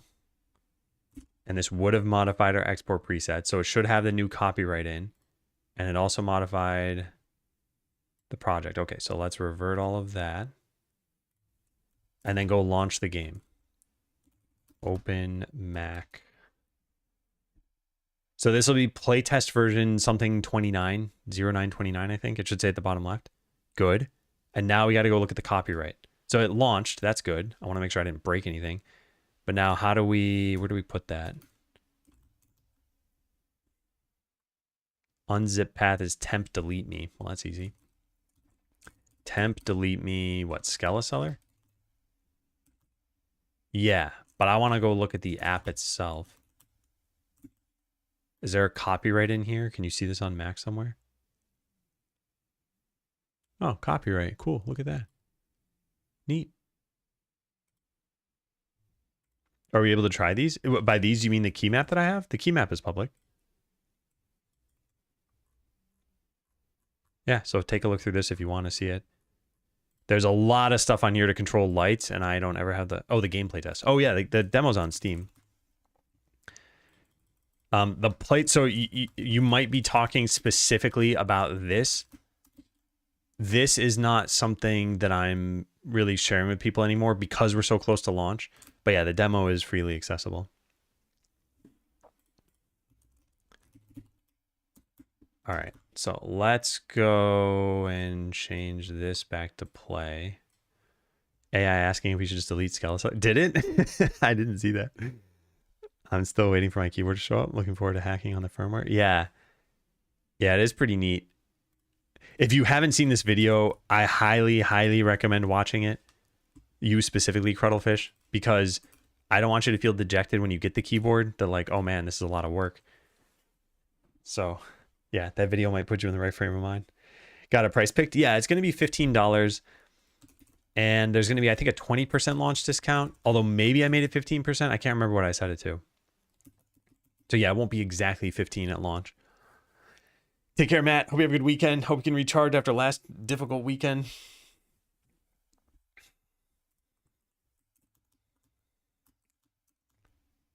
All right, so this is done now, right? Yeah. All right, cool.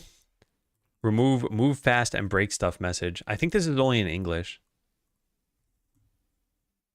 Very possible for someone to still see the message. Move fast. Yeah, there is no translated text here.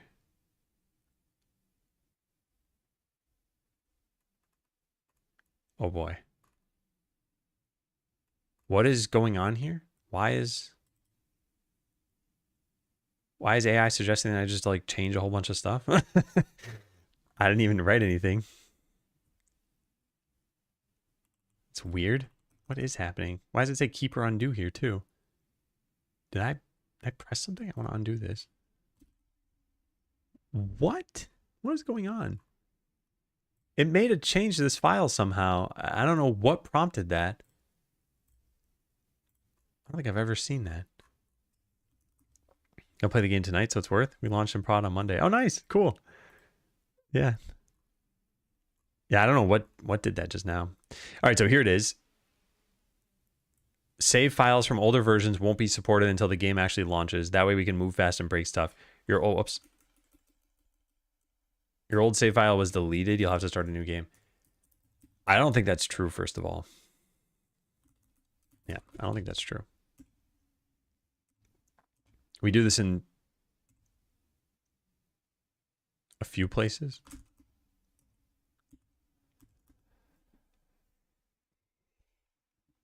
Oh man, I don't know what to do for this. Like, ideally, we have to prevent this message from ever showing up again. But we're not gonna, we don't know when you would have installed the demo. You could have installed the demo back at like, what was it, February of 2025? So it could be a year ago. And I don't know what the version would have been, maybe like 3. And now we're up to probably like 11 or something. We're not going to write a migration from 3 to 11. So this message would show up in that case.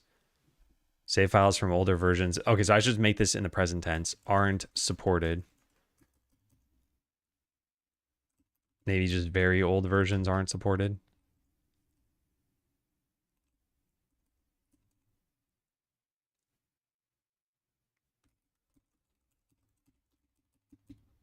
If you're seeing this message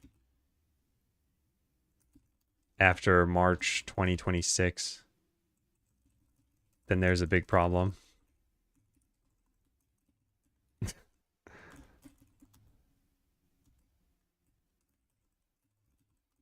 Report this on Discord. How about that? Yeah.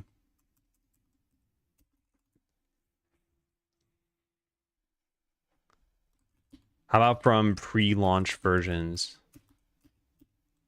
of Skeleseller aren't supported?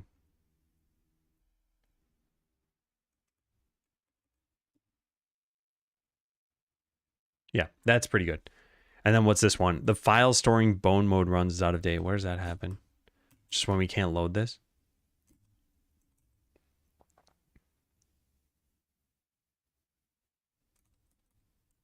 Okay, so we should say the same thing here. Please report this issue on Discord. Your old data is still around, so this should be fixed in a future patch.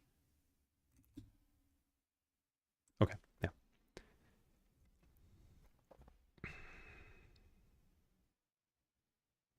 Copilot agent running in Rider. I don't know what caused that AI thing to happen. Like the last thing I did was presumably, yeah, translate stuff from English to French. I don't really use that. All right, everything else here is fine, I'm guessing. That one's translated, that one's translated. Yeah, so this should be good. So now we can very easily go see this in game. We just open up the save file and we change the version to something old. Version 12. There, now we just launch the game. And it should show a message saying, sorry, whatever I typed after that.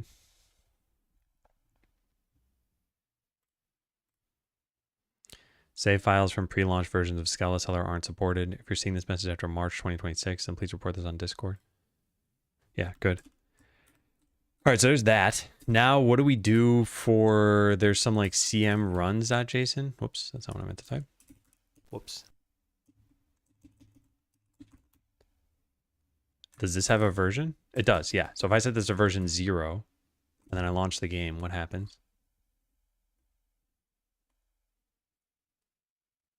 The file storing bone mode runs is out of date. Please report this issue on Discord. Your old data is still around, so this should be fixed in a future patch. Yeah. And then it prints out an error. Uh-oh. Oh boy. Yeah, I hope that never happens. All right, so we just kind of fix this. Improve out of date save messages. Fixes this. These messages still have to exist because someone could have installed the demo as early as February 2025. There's no way we're going to support migrating save files from way back then. We only show this message in English because ideally only very few people would ever see it. Yeah, what I'm a little worried about is there are some people who there was a Spanish YouTuber, for example, who played the game, let's say 8 months ago. So they still have a save file on their machine somewhere. When I share a launch key with them, they're probably going to load up the game. It'll probably be in Spanish. And then they'll get this message in English. And they might be like, oh, they haven't finished translating the game. But it's just not worth writing that message in a different language. I mean, I could use an LLM to translate it, I guess. But yeah, whatever. I think this is fine. I was about to become one of those people. We might not change the save format between now and a month from now, though. Although we might. I don't know.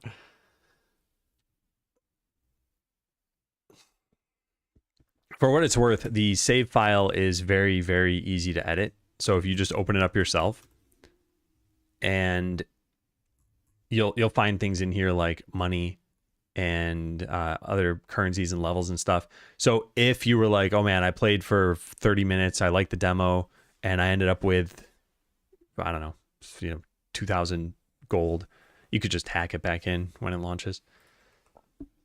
It'd be trivially easy to do that. So that's why I'm not super concerned about this. All right, I want to take a look at this one. Because I tried doing this the other night and I could not figure this out. Think someone will play for half an hour? Or are you saying you'd only try it for a lot less than that? Because the demo is not very long. It's only about half an hour long. The full game, yeah, there'd be longer, but... And the demo's not hard capped in terms of time. It's hard capped in terms of progress.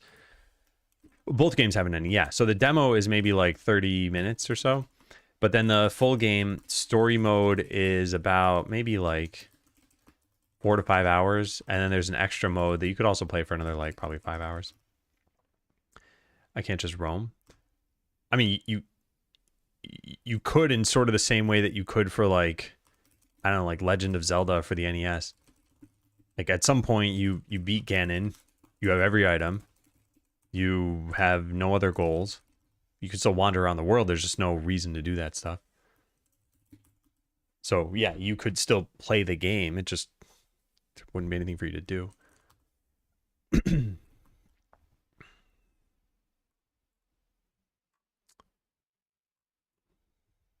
Yeah, you can do that. Yeah, just killing stuff. Yeah. I don't think you'd really want to for very long. Like, there's probably gonna be someone out there who plays story mode until they've maxed everything. But then after you've maxed everything, it's like, I think they're probably going to move on. I mean, maybe they get to a point where they're, I don't know what they're trying to do. I like the movement. Okay, yeah. Yeah, I guess you just want something happening on your screen. Okay, so this has been an issue for a very long time. And here's what the issue is. Which is these skill buttons. There are 4 sources of tooltips. So as you move between these, you can see the tooltip going away and coming back. And the tooltip is the same for all of these.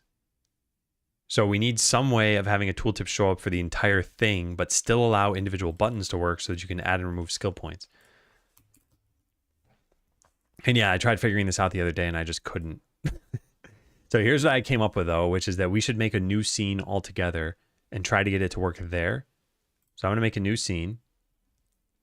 We're going to make it look kind of like base skill button, I guess, which is a VBox container with, actually, let's just copy this whole scene, right? Can I do that? Well, no, then it puts in a base skill button. Okay, well, whatever. Let's just recreate this then. So I'll make a VBox container. This is going to be a fake skill button. And then what's under there? An icon. I mean, this stuff we can just paste in, right? An icon and then some other stuff. There. Okay, now why is this gigantic? Because this needs to have probably just a size. It's set to expand. That's strange. Yeah, I think we just give this a size that's like that. All right, there we go. Is a VBox container the same as a VM? No, a VBox container in this case is just something that lays things out vertically. So like imagine you have item 1, item 2, item 3. If you put them into a VBox container, they'll look like this. So it's vertical. If you put them in an HBox container, they'll look like this. This is HBox, this is VBox. It's just the arrangement of the item. A VM is a virtual machine. And it's, you know, you're in front of a computer or a phone right now that you're holding in your hands or that you're interacting with that physically exists. A virtual machine does not physically exist. It's an emulated piece of hardware. Reminded me when I want to learn to ski. Only snowboarding. Pretty good for casual. Yeah. Yeah. If you, and by the way, I think the journey can be fun. I think so much of this stuff is about setting expectations. If I said something like, you can learn to play guitar masterfully in 5 minutes, and then someone plays and they're like, I've been playing for 10 or 15 minutes and I'm not an expert already. Like something must be wrong. Like that's poorly setting expectations. But if I'm like, oh, you can learn how to play masterfully in 5 years, this might be possible and might just require a ton of dedication. But at least you understand that 5 years is not a short amount of time for like, oh, I'm going to pick this up and be good at it. I think it's kind of the same thing with a keyboard. Every keyboard you've bought up until now, you've had a learning curve of maybe like 10 minutes, maybe a day if there was like one key that was off and you had to get used to it. But like these weird keyboards, their learning curve is much greater. And if you understand that, then I think everything will be fine. Yeah, vertical instead of virtual, yep. Is there a place I could see already reported stuff because remapping is non-existent? Are you talking about remapping on a controller? Because, yeah, that's broken right now. But to answer your question, no, there's nowhere you could see the already reported stuff because there aren't very many things that still need to be fixed before launch. But yeah, that's one of the very few things. I can't remap stuff to at W or S. Oh, I think that's just because you already have something mapped to W and S. If you try, yeah. So I think you have to unmap this. So we set this to like 9 and then you can remap this. Yeah, I guess there should be a message telling you that you can't remap it because it's already chosen. Yeah, I should write that down.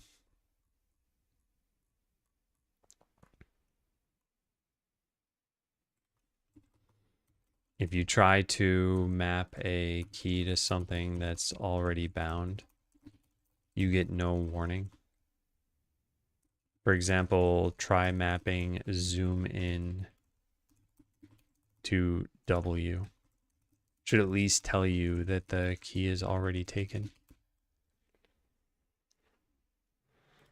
Yeah, there's a lot that we can improve here.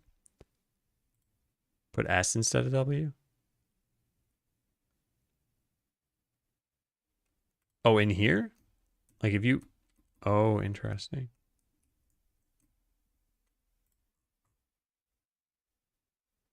Camera up is 9, but that should work too, right?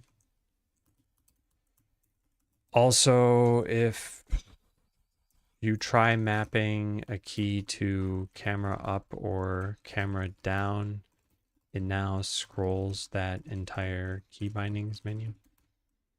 Yeah, these are good catches for sure. I'll give you a point for this. I only know about controllers being difficult to map right now.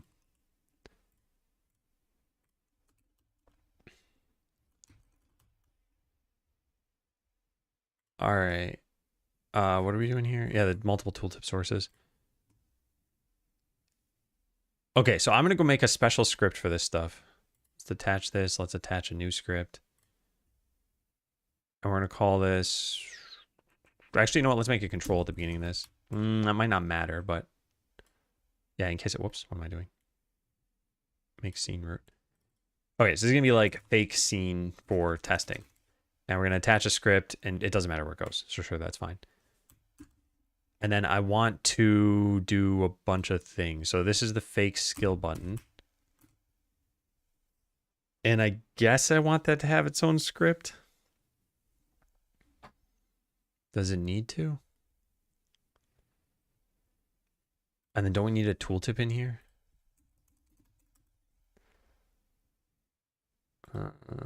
That's probably good. I don't know. Let's just save that and find out. All right, so fake scene for testing. And now if I click run current scene, it's going to run this and we probably won't see anything. Well, we might see the tooltip. No, we don't see anything.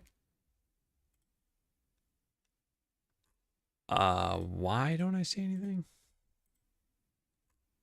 Is it because this has like no height to begin with? Oh, whoa, it's over there. Okay. Well, let's put this there. And now we should actually be able to see something, right?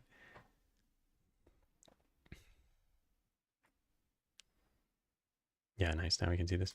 Hey, Goose. Yeah, the shorts grind was pretty rough. I just don't want to be on camera for a bit. All right, so first thing we're going to do is change the content scale factor. How do you do this? It's window.content scale factor, root window.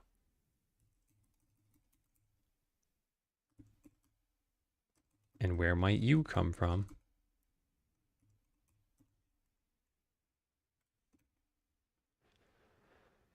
Entity.getTree.root. Okay, so this is what we want to do then. We want to do getTree.root.content scale factor equals 4. I just want to be able to see this because it's pretty tiny right now. So this should make it much easier to build and run. Oh, I probably should have made a separate project entirely because this is still taking too long. But now we can see this thing. Yeah, so when you hover over these, you can see that it's changing. If I were to click these, we could have it print out or do something. In fact, maybe we should put in like a...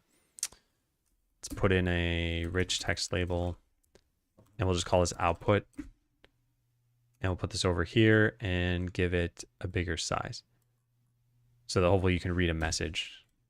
Output goes here. Okay, so now let's get that. Private rich text label output equals null.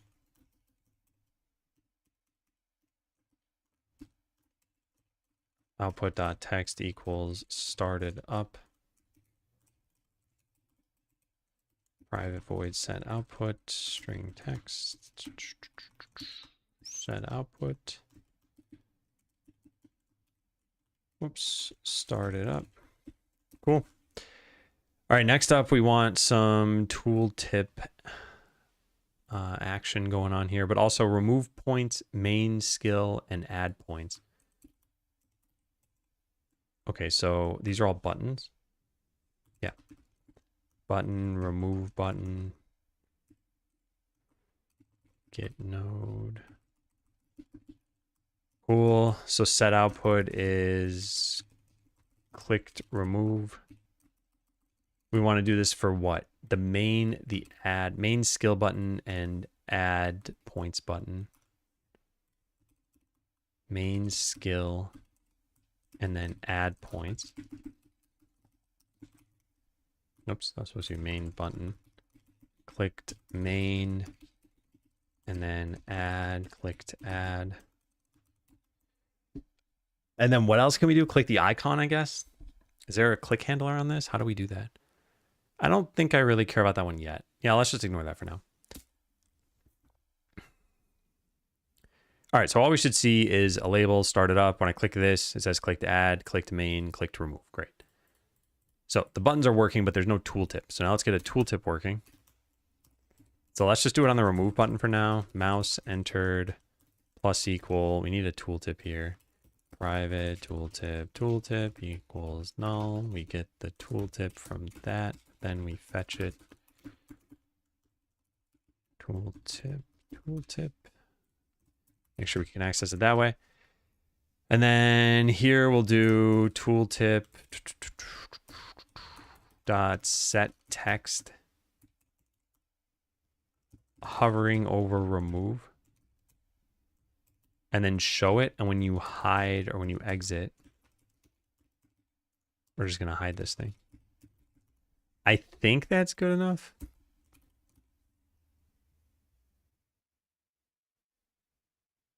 Nice.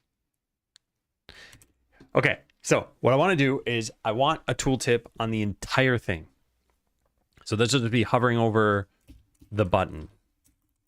And maybe what we should do is also include like output.txt here. Maybe like that. We can say color equals gray. Yeah. But I want this to be on the entire thing, which would be fake skill button.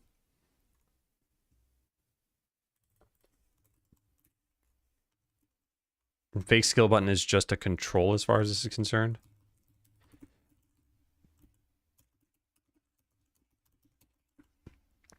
Okay, let's try that. So I don't think this is going to work.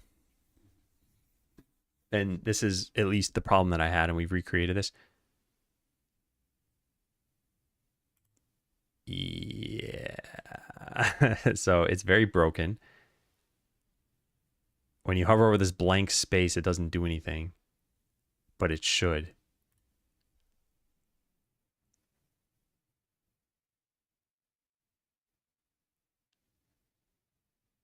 This is the part I don't understand. What is the mouse set to? It's set to pass. That should be correct.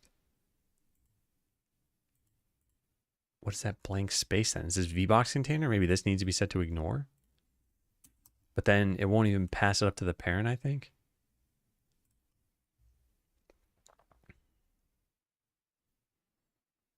Yeah, weird. How do I get this like line of pixels here to detect them? I can't keep it totally steady. I think I need to not move it vertically.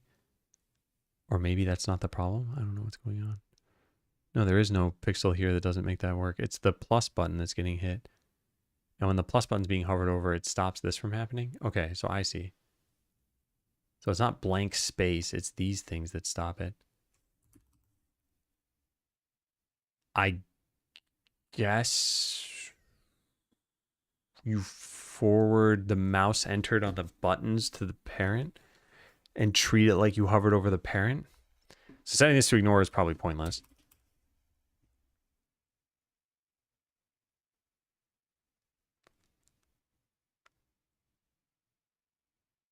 Yeah, mouse exited on the button must be happening. Okay. So I think how we would do this is something like this. Is mouse over any part of button?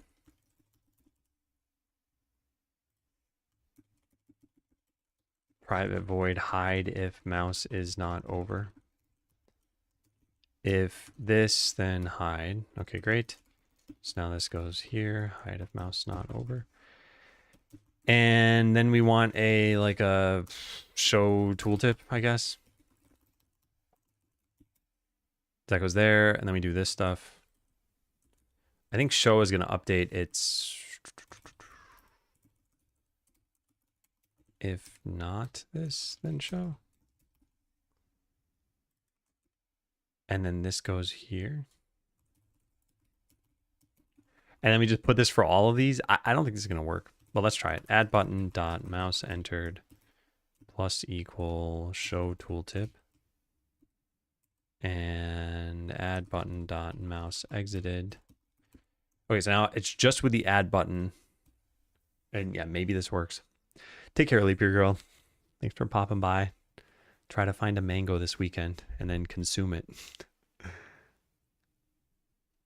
right, this sort of works, but it's moving the tooltip.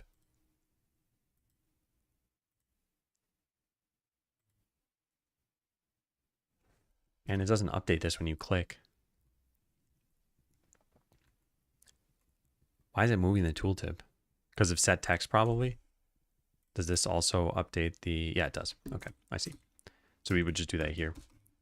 And now everything should work the way I expect, I think.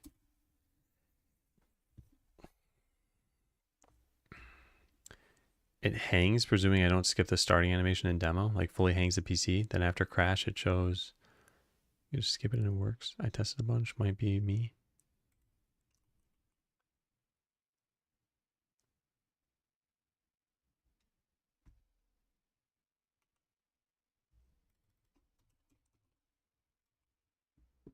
Wait, first of all, what language are you playing in?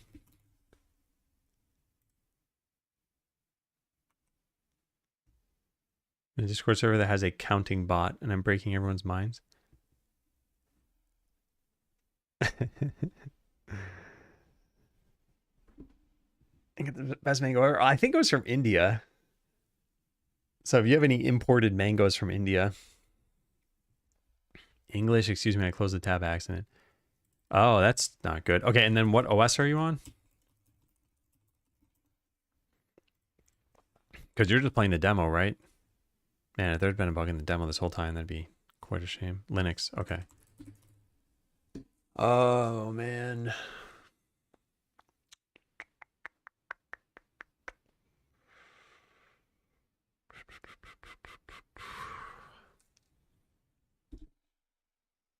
If you skip the starting scene, it's fine. Yeah, but it shouldn't be happening that way.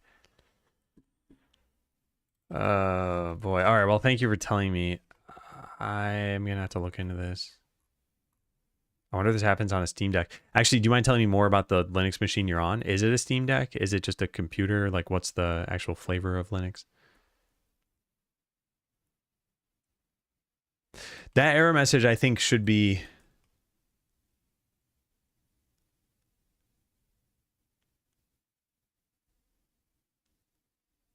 Well, this thing about found the key outside the animation range, this shouldn't matter.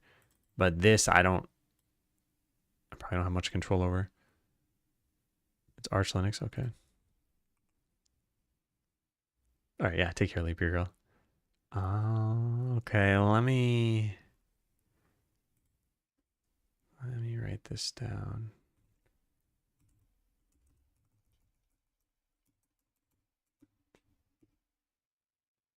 So they're on Arch Linux playing in English.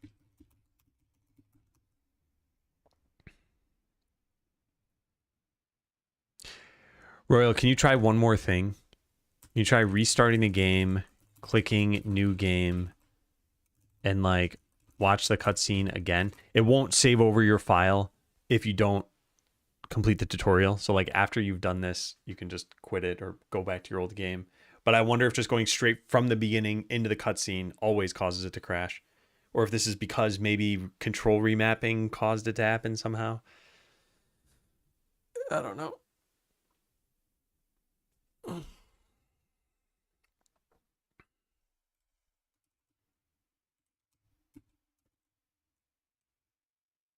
All right, so did this all work?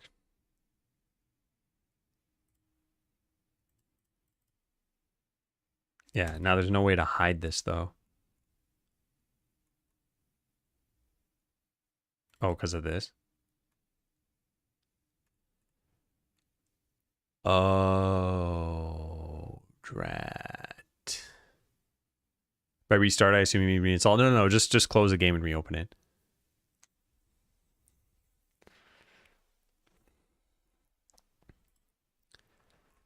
All right, I don't know what I'm doing.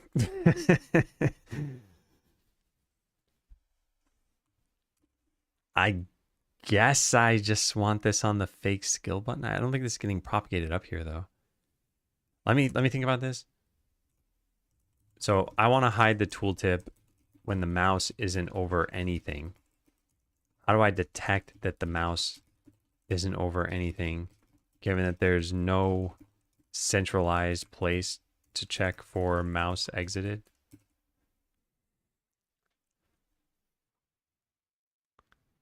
Because like, we have two buttons that are very close to each other. So imagine something like this. There's a minus button and a plus button.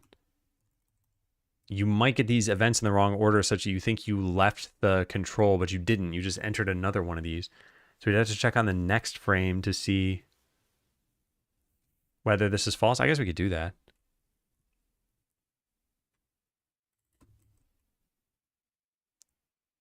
So all we do here is say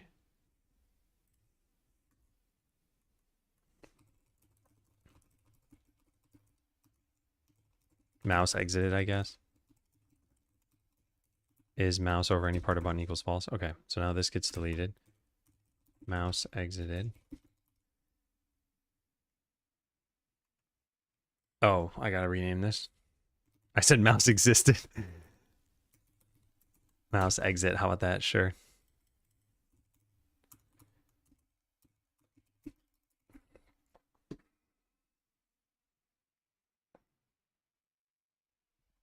Oh man, okay, got you, Royal. Yeah. I'll write that down. I wonder if changing the renderer would work for you. I'm gonna go find that in just a sec. Give me just a minute. Where did I write down your name here? Okay, yeah. This happens consistently just by starting the game and trying to see the cutscene.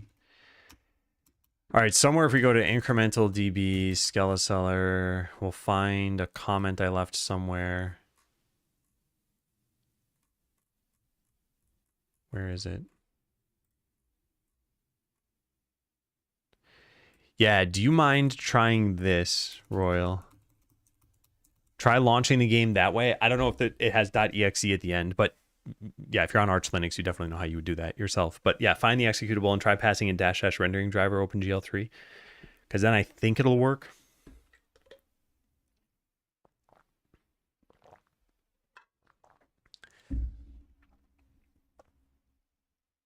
It'll always emit a mouse exit event before emitting mouse enter, even if both happen on the same frame. So then something else must be going on here. Hey, Janet, thanks for the raid. Welcome in, everyone. How'd the stream go? How'd the virus go? Hey, Nora. We're working on Skeleseller, which if you've been here on a previous Janet raid, then you've already seen. But I'll show the game really quickly, just so that everyone can be on the same page here. It's a very laid-back idle game. It's going to launch in, what, 39 days? March 17th. So if I make a new game here, yeah, here we go. So you're running a town, you hire adventurers, you send them into battle, they fight automatically, and they earn loot, which you then sell in your town. And that's it. That's the short story. I don't know how many people can even see this because of ads. But I hope you had a good stream, Janet. I'm not even sure if you're here. I get the whole gotta run after a stream. I definitely feel the same way. But yeah, welcome in viewers who can actually see me. Normally I have a face cam on, but I've been making YouTube shorts for way too long and I'm just burned out by being on camera. I made 7 different shorts in the last 2 days and I've been, where are they? I've been slowly, yeah, they're all scheduled, the other 4, but 3 of them are online now. And they're doing okay. I don't know. I'm a little dejected by everything leading up to launch for this. Yeah, so what we're trying to do right now is actually just a tiny portion of the game.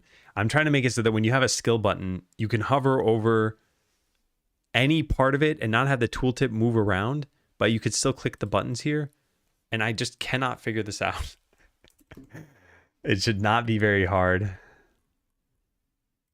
Tooltip.hide shouldn't even be getting called anymore. In fact, I'm not sure why. Oh, because of the mouse exit that we added now. Yeah. I see. So I only want mouse exited to happen on the next frame if the mouse isn't currently over this thing. Maybe what we need is a counter of how many elements that we're actually hovering over at any given time, and only when it hits 0 do we hide everything. I feel like if this were in, let's say, the web world, you'd have a mouse listener on the parent of everything. I can't exactly do that here. If I set mouse entered and exited just on this, like the buttons also have mouse entered and exited. So it considers that we'll have exited the parent to enter it in one of the children elements that we have.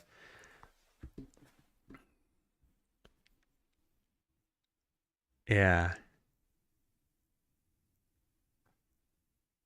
Yeah, so I think we need something special here. I should probably write a note about this. Control as a root. I don't think that matters. I think the problem with adding mouse exited, well, mouse entered and exited on the root node is that we'll get mouse exited even when you hover over a child node. So the container will think it exited when it just entered a button that's still in this. And in that case, anything wrong with the built-in tooltip system? You used to not be able to theme them. But I mean, at this point, we're already not using the built-in tooltip system enough where I think it'd be weird to switch back to it. I wonder how they accomplish this, though. Because even with built-in tooltips, wouldn't they have the same problem? Where, like, we set a tooltip on the parent element and it would show up, but then we move to the child and then it moves or something?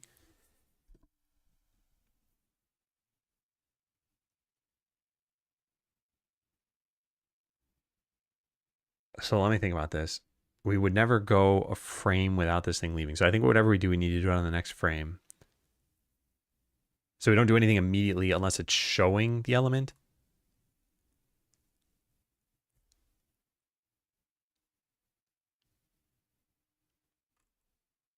All right, I'm going to try something. Was showing tooltip on prior frame, or like that last frame. No, on prior frame is fine. Okay, now we override process. And if... Wait, this one...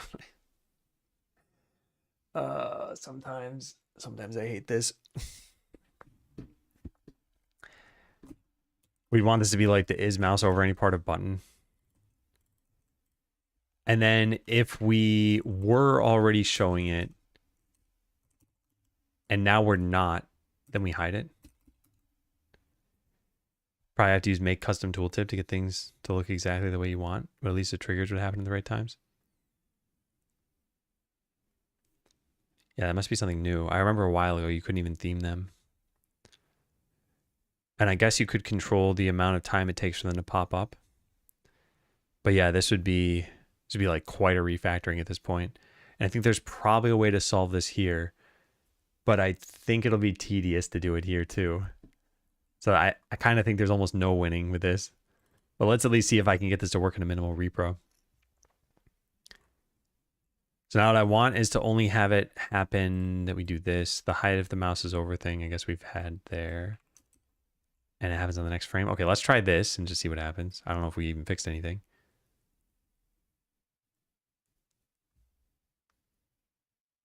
No.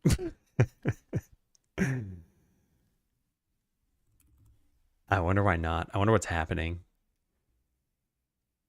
So we're exiting this, which is going to immediately set this thing to false. But then we should enter the add button, which should call show tooltip.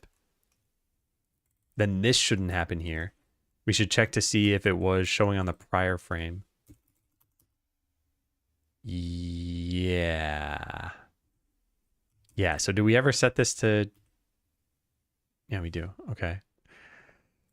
Oh, man. This is a mess. At least it's a mess contained in this one file. All right, I think that did it. Yeah. Wow, look at that. Hey, Raimu. How's it going?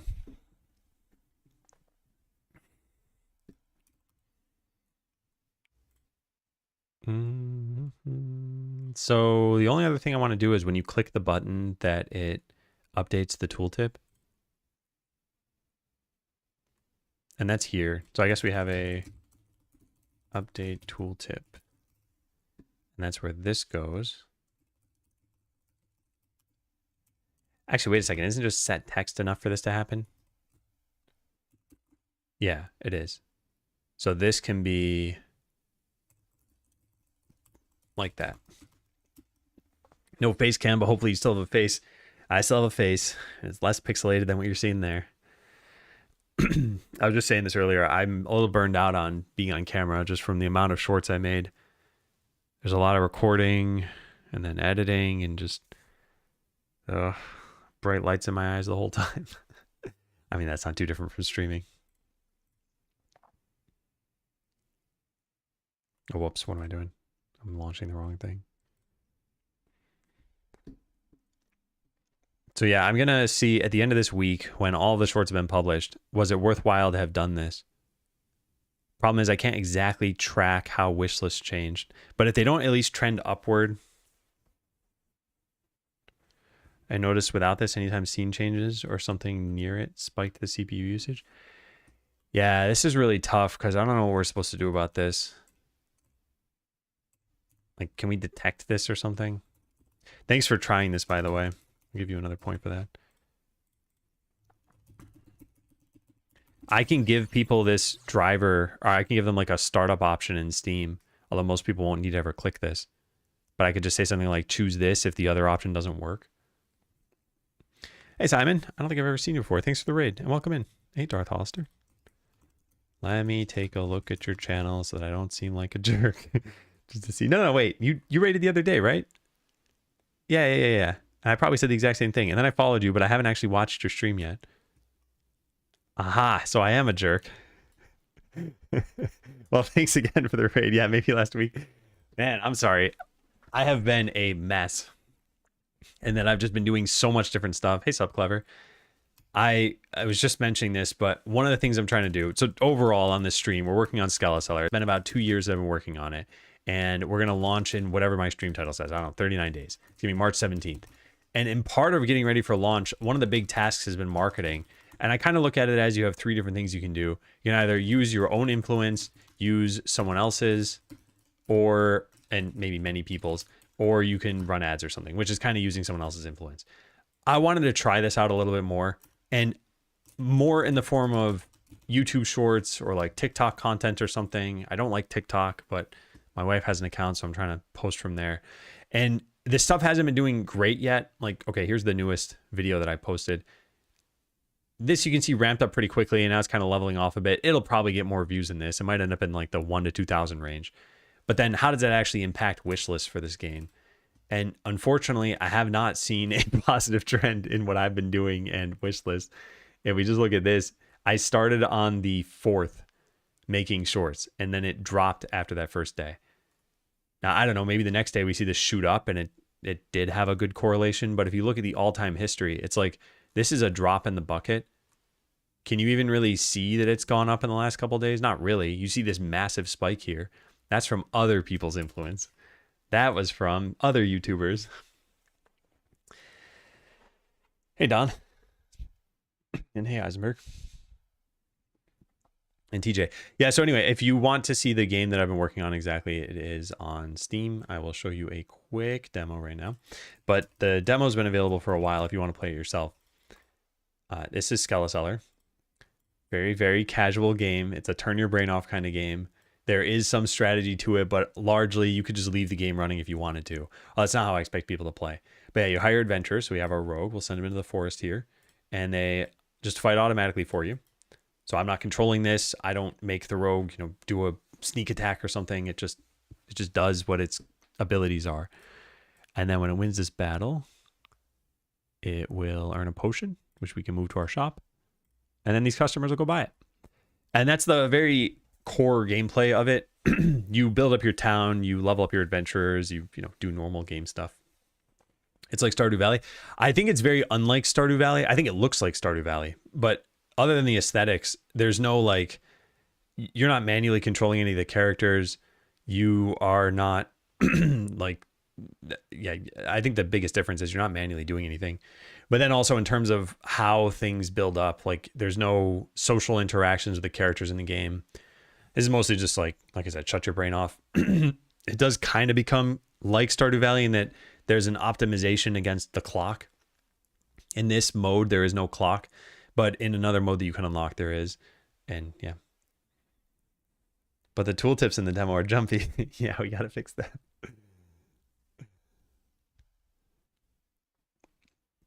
I was kind of expecting to walk for some reason. Yeah, I wasn't sure based on your original comment about movement. I thought you were just talking about something happening on screen.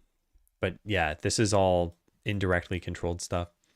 I did not do the assets myself. No, Quickie Joe made most of them. But in the credits, you can see some of the asset packs that we have here too. Yeah. Yeah, so like I said, the demo's available. I think a lot of people have ended up liking this game who didn't think they would like the game. So I would suggest giving it a shot if you're like, oh, I'm looking for something new to play this weekend. Check it out. Let me know what you think. I'm open to feedback. And I hope you all settle in. Have a nice time. And thanks again, Simon. I'm going to write myself a note to like definitely look at your stream and not just Not just have followed. Look at Midnight Simon's stream. Because, yeah, I do appreciate it.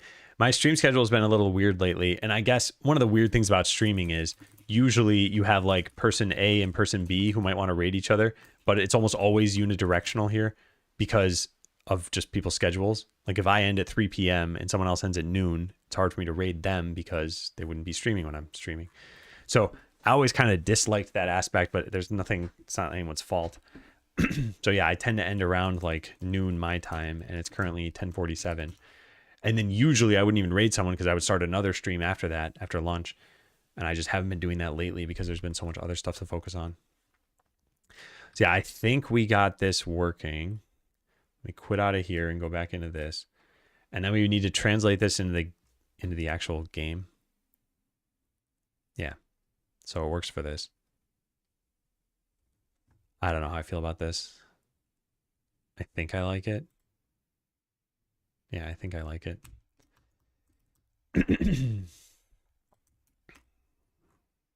Well, it works. It works. Let's close all these tabs. So do I want to even use this? We'd go into what? Base skill button here? Except for we'd go into the code for that. Base skill button. What did I call this? Skill button base. That was silly. It should match the scene name. All right, so we have a bunch of en masse entered and exited, and these just emit signals. We need to do something a little bit different here. So something else listens for these. Skill table does in this case. I don't know if I have it in me to do this right now.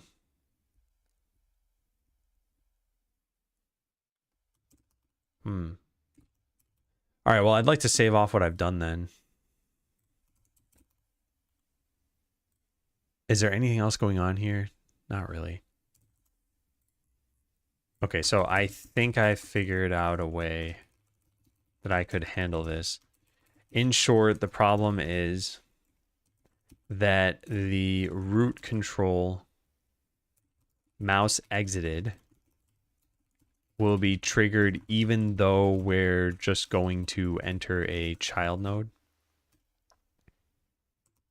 Thus, we want to wait a frame to make sure that the mouse isn't over anything before hiding the tooltip. And then how do we do like an expando thing here? I know where I did this in the Godot repo, so I'll just copy it from there. If I look at the author me, and we find something about string names here. Here. And then I edit this. Yeehaw, there it is.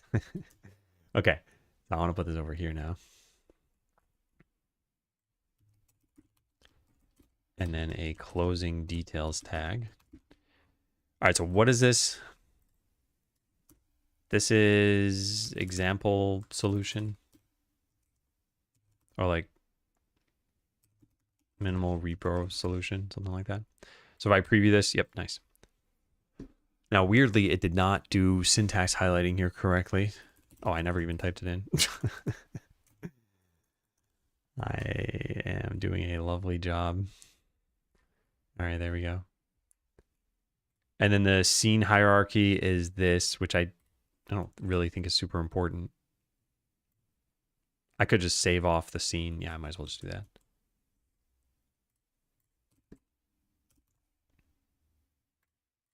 So this is one piece of code.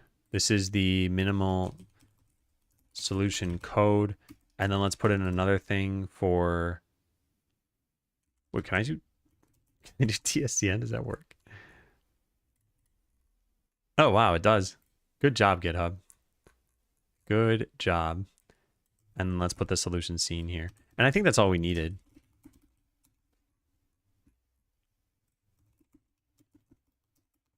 There we go.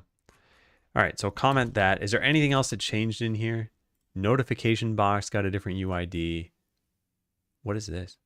Adventure skill button got some stuff. I don't think this matters. Oh, weird. I messed something else up, didn't I? I think there needs to be a space, maybe? Yeah, solution code, solution scene. Perfect.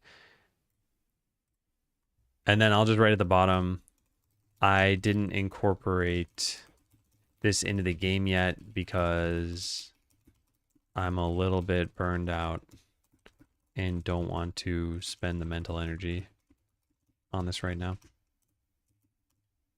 No, other one. I want it. I want that one. Yeah. I feel bad about that. Found a different solution that works. Replace self.program.set uniform value, which doesn't work with GL uniform 1F, which does work.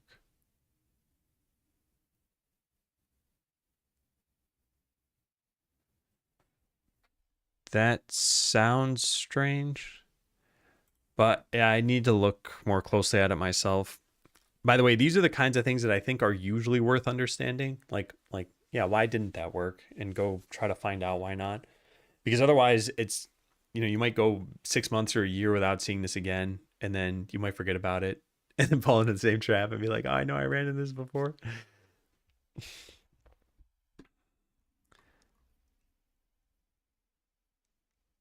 I'll post a more expansive explanation if you want to look at it. No, the only thing I want to look at is this part of it, I think. The finding out why the first solution works when it's a vector 4. Like, presumably that holds the key to understanding all of this. Because at the end of these things, I feel like what tends to happen is you come up with a problem and you try some things out and then something works. I think there needs to be something works plus understanding why it worked. And this is the part I'm interested in, because in my mind, at least with these shader problems, it was like, okay, the time value is not making it to the shader.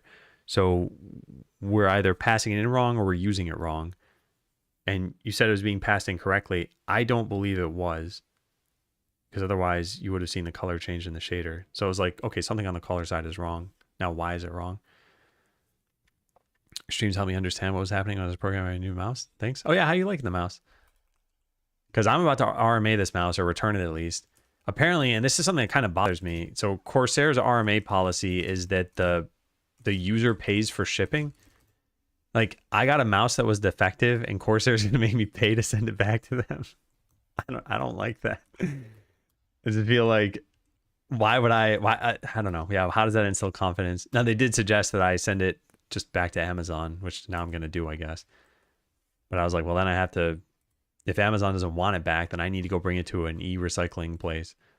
And like, that's just more work for me also. So yeah, kind of sucks. Guess that set uniform value, which comes from the Qt package, has some internals. It tries to find out what value you're passing and calling underlying GL uniform method based on that, misinterpreting it. Yeah. Yeah, I don't know enough about the setup that you had, so I can't chime in necessarily. Hey, Sorrow. Wish it was playable. Oh, man. All right, so I guess we're holding off on this, and I'll try tackling this some other time.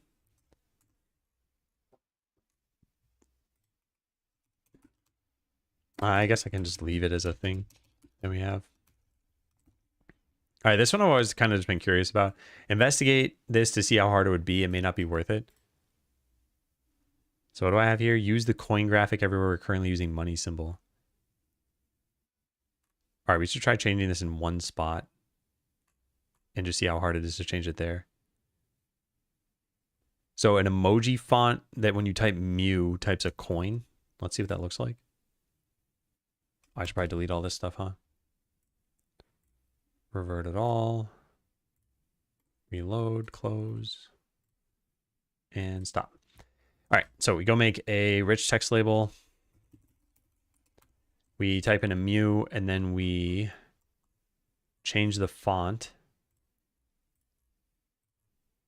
to the emoji one. Oh, did I never include this? I can't read what these are. It's not that. What are the names of these? How do you see them? It's got a... Oh, I see. Okay, if you use the arrow keys, you can see. Yeah, nice. There it is. All right, but I don't see a coin now. What is happening? Huh, strange. Hey, ABC. I was thinking about you earlier because someone said, wow, 30 stream streak. And I was like, ABC had like 75 last time. That's nothing.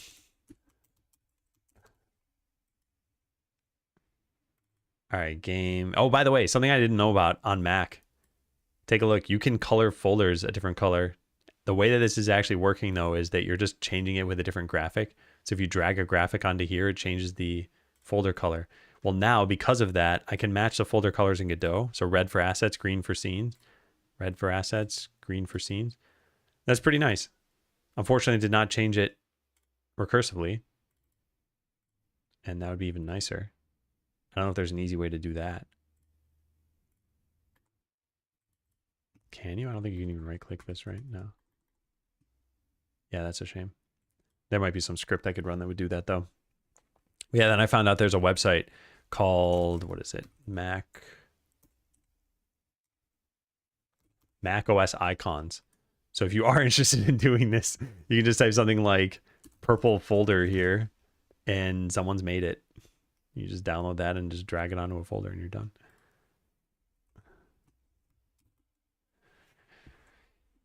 So yeah, the green and orange. Green was for scene, it rhymes. Orange was for source because of the or sound. But red is for assets, and I don't think I had any good mnemonic for that. And I couldn't think of any other color that would kind of work with this. I was thinking like maybe blue for Azure for assets, but that's kind of a stretch. Red sets? Doesn't make any sense.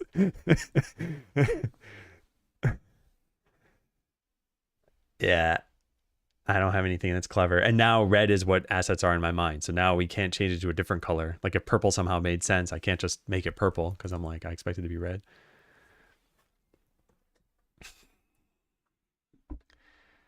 So why is this not working? Hey, JV. So you go to assets, fonts, find the SVG font, drag this over here.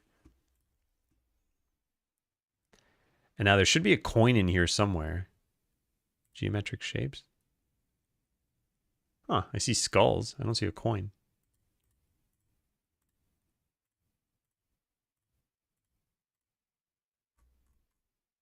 Strange. That's not a coin. Uh-oh.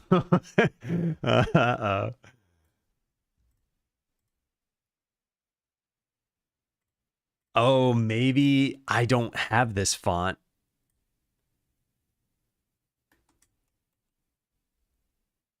Is this still the font that we're using? Yeah, maybe it's changed since then. Skeleseller main SVG. Okay, let's go look at that. Main SVG. When did this last change? 2 years ago. No, then I didn't update it. Hey, GLFA, how you doing? Well, why isn't this rendering even as a dot? Shouldn't I see something here? Normal font is main SVG. Yeah, weird. Can I type something else and see something special? Maybe this? How do you copy the little triangle? How do you copy this? How do you do that? All right, well, whatever. I don't know how you do it, so I'll just inspect this and we'll just pull it from the DOM. Here it is. Okay, I got a little triangle on my clipboard now, and I paste in the triangle. Yeah, there's a skull. So I don't see the Mew character. What? Do you know what would happen if I set MS to 0 between events? I was scared it might break, so I set them all to 1, or maybe I can remove delay completely in IQ. You can probably remove the delay. I don't have any macros with recorded stuff. I just have keystrokes, so I don't have delay in there at all as far as I know. Like if we go to key assignments, I think even the ones that have multiple things happening, like the number 4 here. What am I doing? Here we go. Yeah, I just have Control Shift Tab, for example. It's just a keystroke. You probably recorded it as a macro, and then you'd have delays in there. So you could try and see what happens if it's 0. I mean, it either will work or it won't work. And if it works, then I think you're fine. All right, well, this is quite the mystery.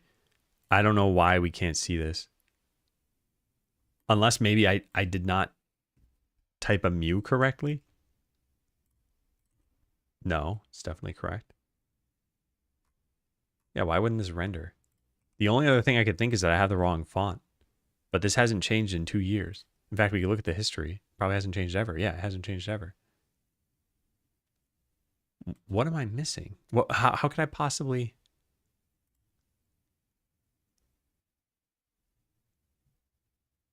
Huh. Well, I don't think this matters, because even if I got this thing to render, it's not what I want.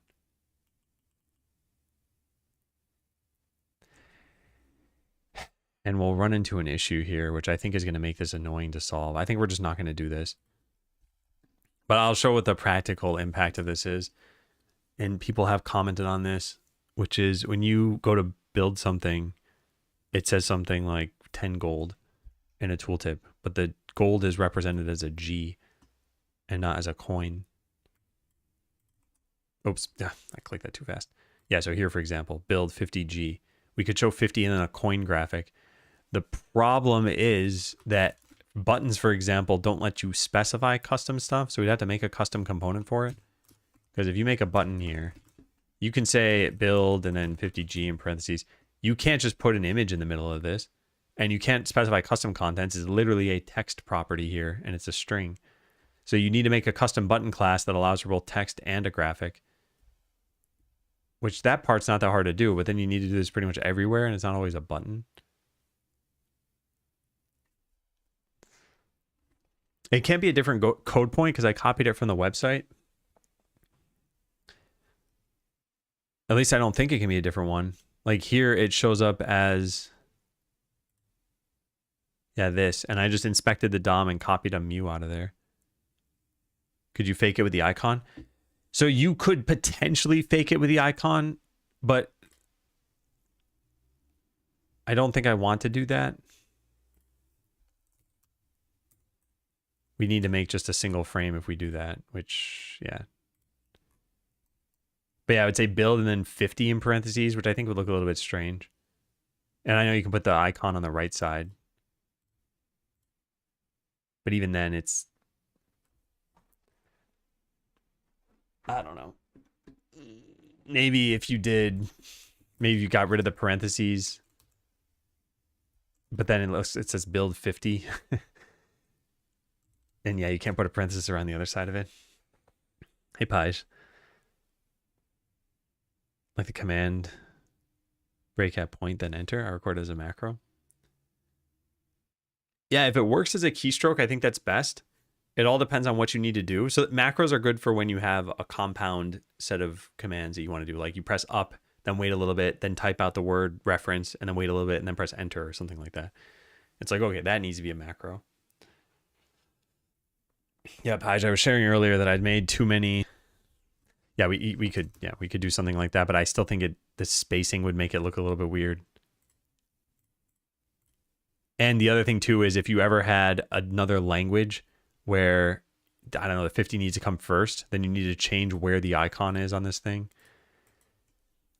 Making a button with custom children is not, it's not impossible. It's not even necessarily that difficult. I think it's just going to be annoying to plumb this everywhere because we put this into our dialogues. Also, Block, welcome into the stream. And Paj, before I forget my thought, I don't have my face cam on because I've just been on camera for too long in the last couple of days.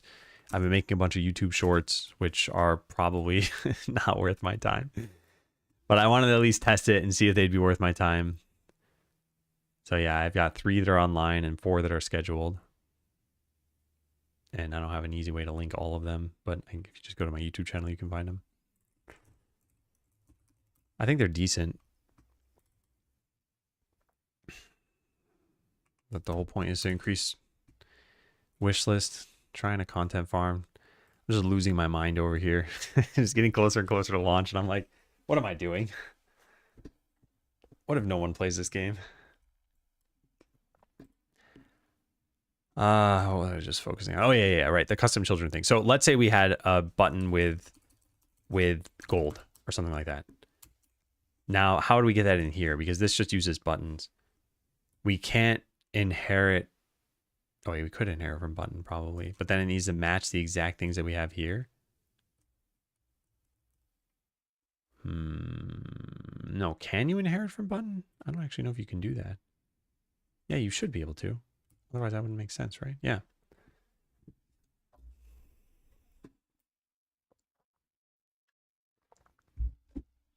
I saw you clip me. Yeah, because I wanted to share that with some real life friends.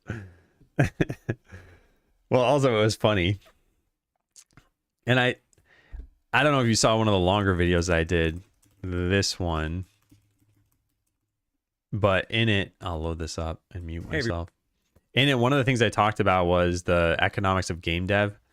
And I like break it down, but this bottom one is the important thing. Wages are guaranteed, sales aren't. Like the example I use in the video is if I just go work at like a fast food restaurant, you're not guaranteed to keep your job, but as long as you're working there, they legally have to pay you. And with Skeleseller, it's like I could launch it and no one's guaranteed to buy it. Now, with that said, it'd be incredibly unlikely that it sells 0 copies. There are a lot of people in real life who are like, oh yeah, I want to buy it just to support you, or people who've said they want to buy it because they want to play it. So there are going to be sales, but there's no guarantee that it reaches any number. So yeah, we'd make I think we already have this button with custom children. Does this inherit from button? It doesn't. It inherits from control. So this wouldn't be a button.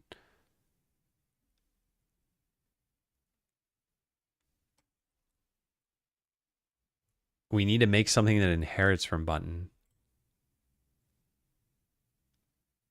Which I guess would look like this. Wouldn't have a button though. It would be a button. I don't know what that even means. Yeah, let's attach a script and just call this testeroni and make this inherit from button. And then I think we're going to have a whole bunch of problems here. And I guess we need to call the base ready in here, huh? I was going to override this, but I'm not doing that yet. And then underneath it, we add in the actual button element that we want, which we'd proxy everything to, I guess. Well, first we'd have an HBox container, and then a button, and then an icon. So we add in a spread or a texture rectangle, yeah. And then we quick load in the coin graphic and then only use a certain amount of it. Can you not do that? Oh, you can make an atlas texture.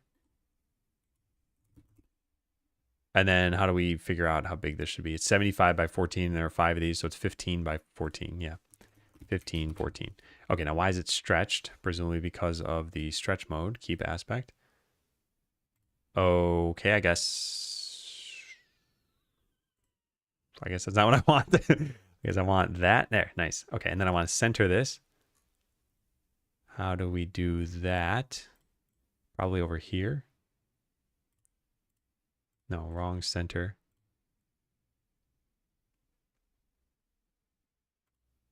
How do you control that? Huh.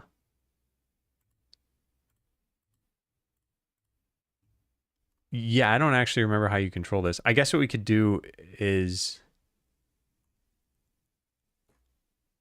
put it in another container, just a center container. Your perks are cruel? What? Why? And now what's the issue with this? Oh, because in order to center it now, it can't be. No, that doesn't make sense. This should be set to expand. No, I'm messing something up. Why is this tiny? Why you do this? Fit width. Oh, wait. Oh, that's probably what I want. And then maybe delete that. Aha. Okay, great. So we got that. And now the button would say something like build. Oh, we can't put it inside the... Oh, man. Yeah, theming this is going to be a nightmare.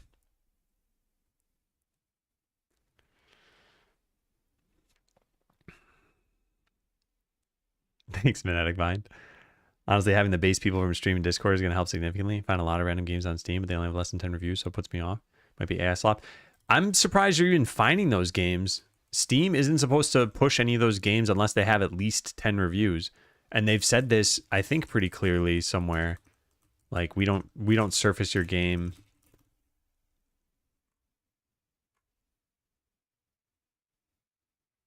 You get a spike in discover. Oh, it does get surfaced and it's just not pushed, I guess. Interesting.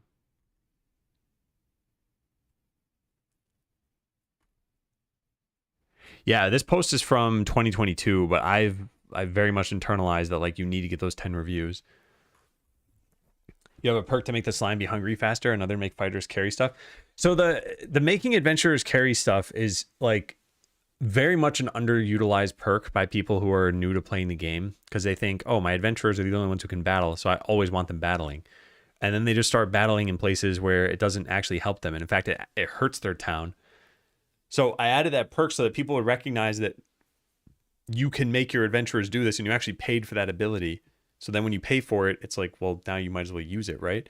So yeah, there are a few times in the game where it's better for you to have your adventurers just be workers sometimes. Anyway, yeah, early reviews are good, regardless of whether Valve has this thing happening or not. Did I not update this? I did not. Yeah, this is going to be an issue, right? What do we do over here to make this actually themed correctly? We put a button and then what does it control the sizing? How does this work? Oh, we say that this expands to the, oh, interesting. How do we do that same thing here? Is this what, a panel container? It's a margin container.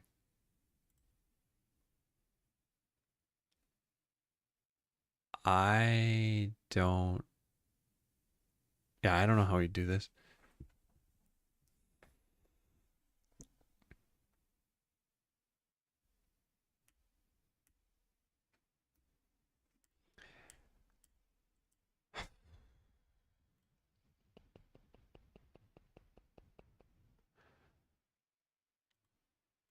Button and then children.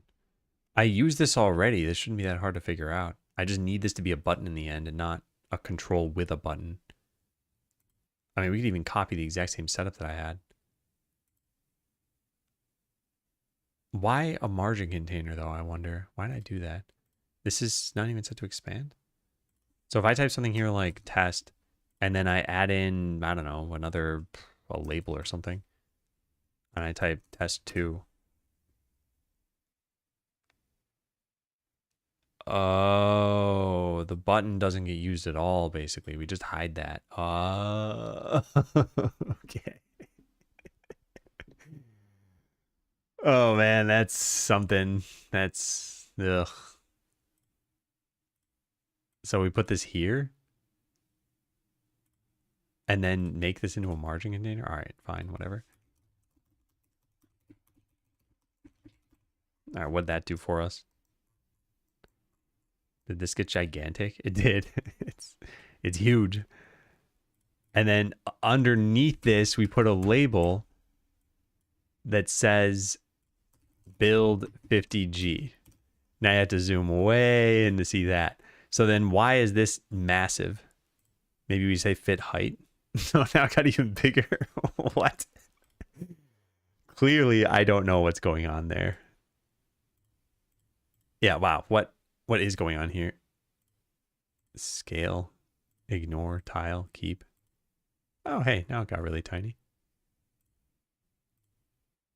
Now what, we got to shrink this whole thing down? Okay, there's probably a way to get that to actually function. I think fit height is probably what we want, and I think scale is probably what we want. And now it disappeared. Okay, what about fit width? Hey, nice. Okay, cool. Except for that's wrong, because I wanted it to be 50 and then the coin symbol. So we delete the spacing between this. 50 coin. I mean, there could be a space. And then we put another label at the end with the closing parenthesis. Or maybe the coin should come first and the 50 should come after.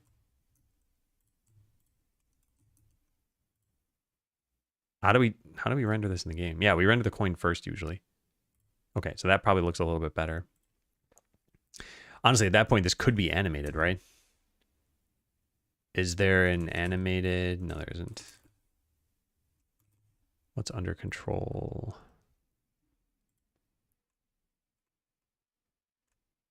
They used to have one. I mean, you can just make this yourself, I guess, if you want. Is there something that lets you... New animated texture. How does that work? Yeah, okay. All right, so we could do that if we wanted to. I'm not going to do that yet. New couch from my mom was delivered. There were two rights instead of a right and a left hinge. Oh, man. Yeah, those are the kinds of things where even if the company does everything that's right, it's still a pain for you to have to manage. Couches aren't easy to move. So yeah, this would kind of work. And then we save this as a button. This is like testeroni button. And now we try using that inside the dialogue somehow. But we set up the option buttons ourselves, don't we? Yes, we do. That's going to be a problem. It's pretty good charge string. Yeah, this is going to be a problem.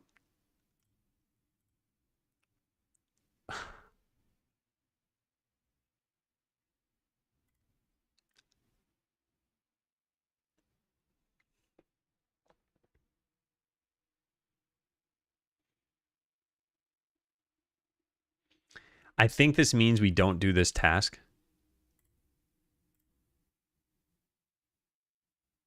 Like, yeah.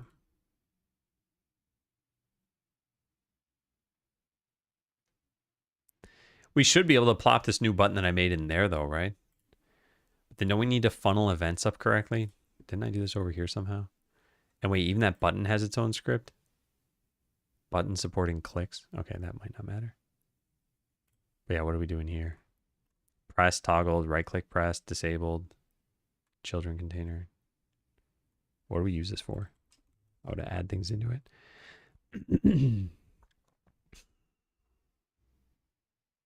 Yeah. I don't know. Got a dog to walk. Have a good rest of the stream. See you next time. Thanks, Cuddlefish. Hope you have a good walk. Weather's actually been great over here.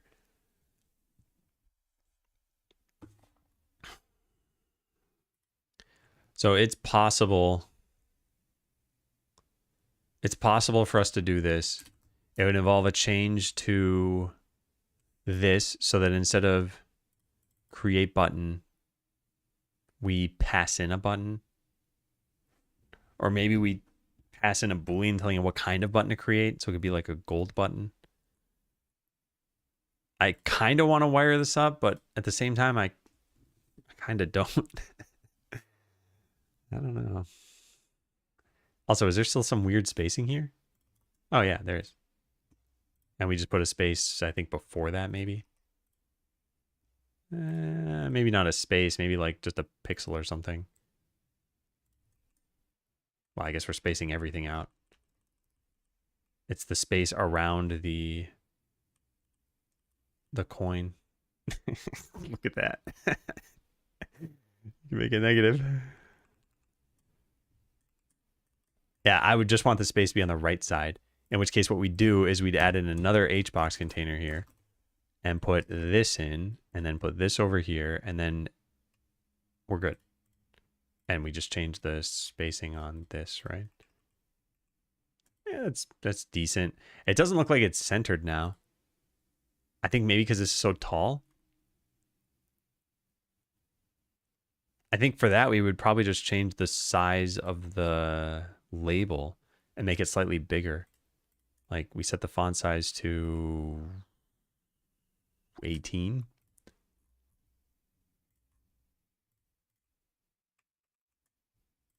Is that better?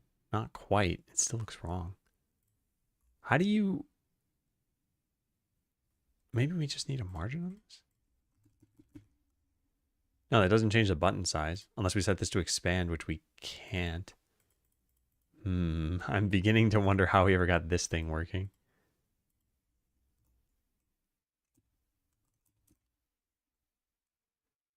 I don't know. No, we didn't get it working there. Yeah, I don't know how this ever worked. How does how does anything function?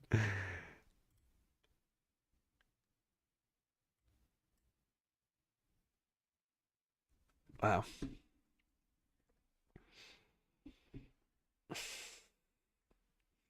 Well, you're having fun, Royal, or no? And be honest. I mean, I am curious. This will only help me with my marketing stuff. All right, so there's something else going on here that will make this get the right size around it. I don't know what that is. Maybe if I just plop this into like town menu, we'll see what it looks like. So yeah, what if I just put this at the bottom of this? Testeroni. Well, that doesn't work. What happened? I want it inside the menu? Oh, okay. That's better. I mean, it's still terrible, but it's better. So I'm still messing up this size of this. It says fit width, but it's got to be keep aspect on here. And then we don't want to keep the width. We want to just fit the height, I guess. Fit width proportional. What does this do? What is the setting that I want for this? And how do we get this to texture repeat? Where's the filter? Oh, there it is. Yeah, I don't know what we're supposed to use for this. Like, I'd like to scale this up.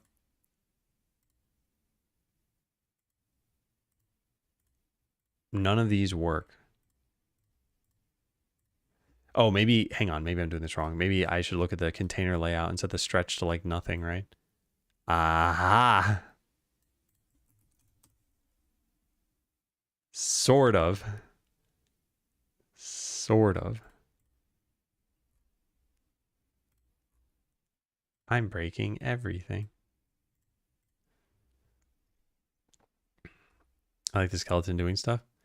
Feels like a better tutorial than it slapping you with should put potion here.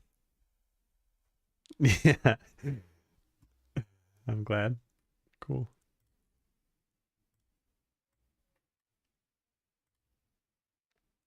I don't know what I'm doing. Yeah, I don't know what I'm doing. Why does it have so much space allocated to it? If I set the stretch lower. Yeah. All right. Well, whatever. Let's just forget about this.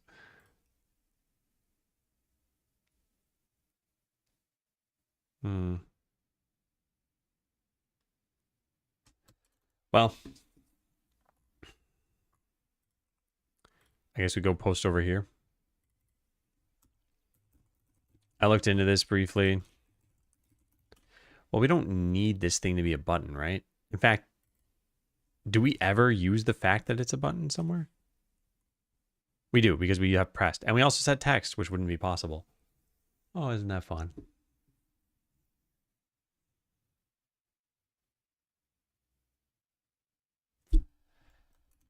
Yeah, so I looked into this for a bit. One of the big problems that we would have is that dialog box only expects button instances, and since it sets text and listens for pressed, we would need a button with custom children instead. So we need to have a way to create buttons or button with custom children. Wait a second though, if I'm going to be doing this, hold on, let me just comment this and then get back to what I was doing here for a sec. So if I were to just do this, couldn't I instantiate a new thing? A button with, why didn't that work? Oh, right, because you need a root node first. button with custom children. Okay, so we do something like that. And then in here, editable children. And then in here, we add in this stuff. Would it need to be an HBox container? It might need to be. Yeah, that looks good. And then shouldn't this just function automatically? Let me save this as this one. I'm going to override that button. Can't override while it's still open. Well, isn't that nice? Close that then. And then save this as that. And then instantiate it into the town menu. Testaroni. Now it's not sizing correctly, which I don't know what controls that. Probably because it's a control there. Oh, man. And there's no way to make this the scene root because it's instantiated. Oh, because I wanted to save like half a second. Okay. I just like the top left menu. I understand for some people they like efficiency. Oh, yeah. I think there's a pretty good split of people who want to do things in the world versus do things via the menu at the top. So hiring an adventurer, yes, you can click the guild master and it'll do the same thing. Buildings, you could find the sign in the world. Perks, you could find a perk board in the world or the town hall. But the other ones, well, battle map, you could click the portal. But adventurers, you have no way of getting to otherwise. Well, I guess you could open perks and then just click adventurers. In fact, I never thought about having an option to hide this. In story mode, I think there's no reason. There's nothing you exclusively do through this menu, right?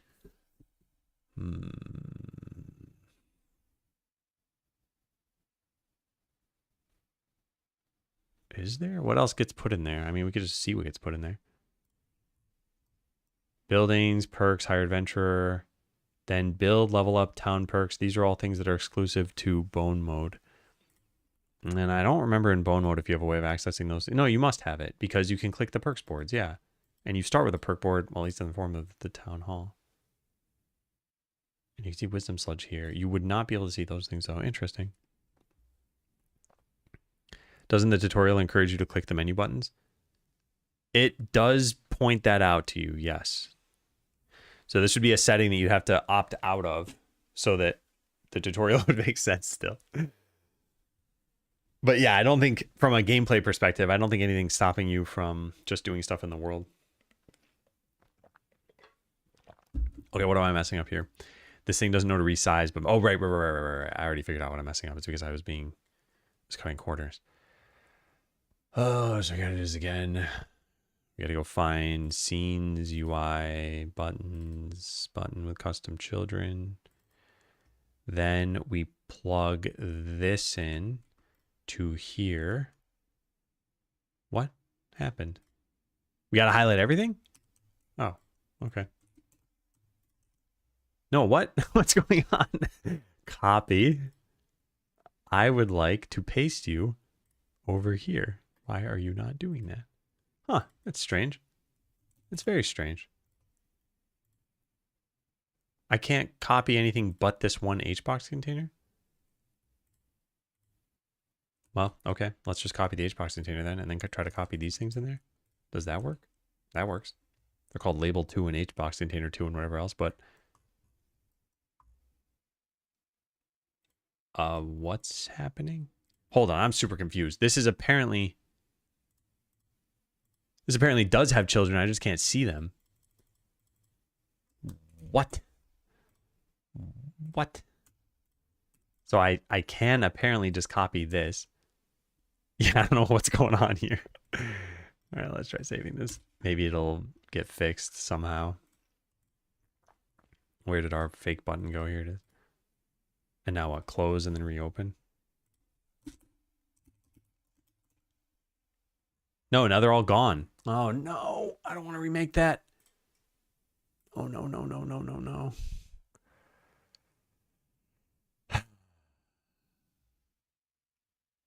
Oh, they're gone. I didn't save it. I mean, it wasn't that hard to just remake, right? In fact, it could be even easier if I just look at my own stream and just go back a couple of... Oh, come on. Yep, you can do it.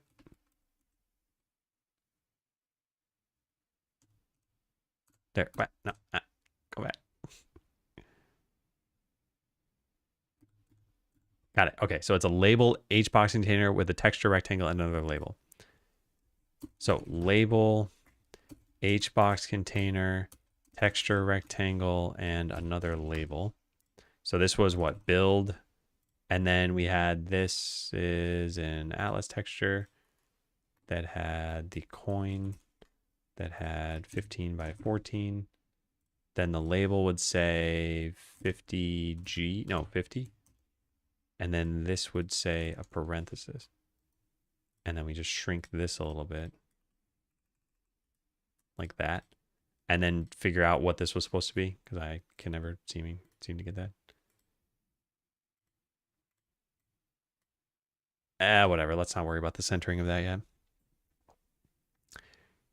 Roguelike for bone mode? Yeah.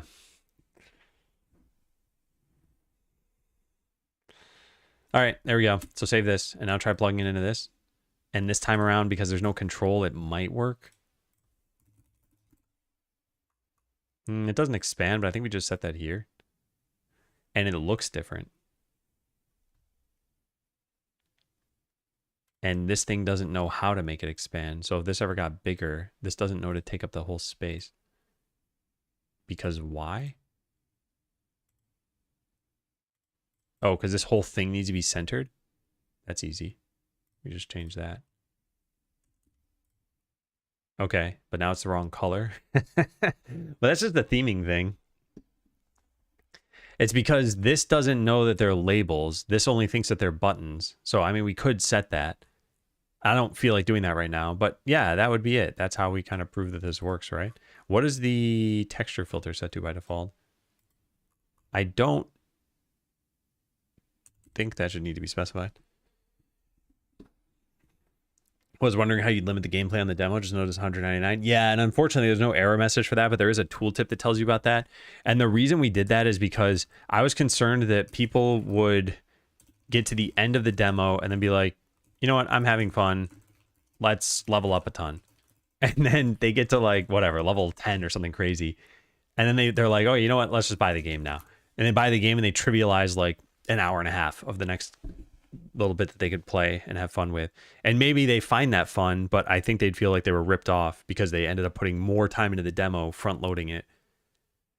It'd be like if you could play, I don't know, World of Warcraft and you always got experience, but the level cap, or no, not the level cap. There was no level cap, but there was a zone cap. Only fight level 20 enemies or something.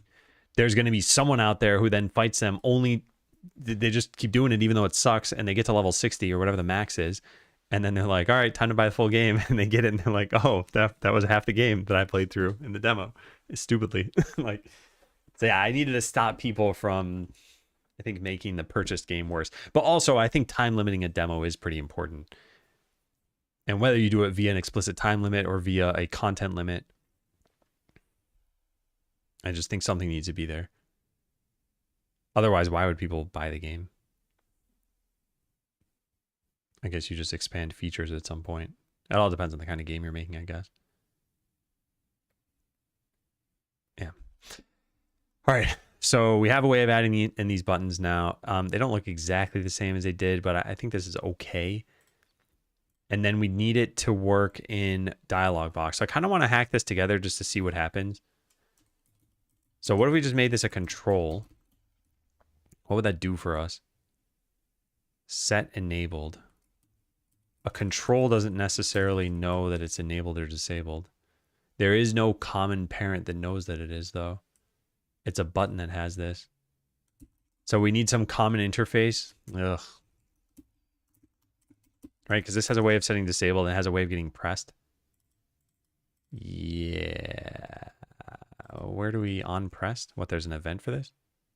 Pressed invoked? Yeah, we need an interface.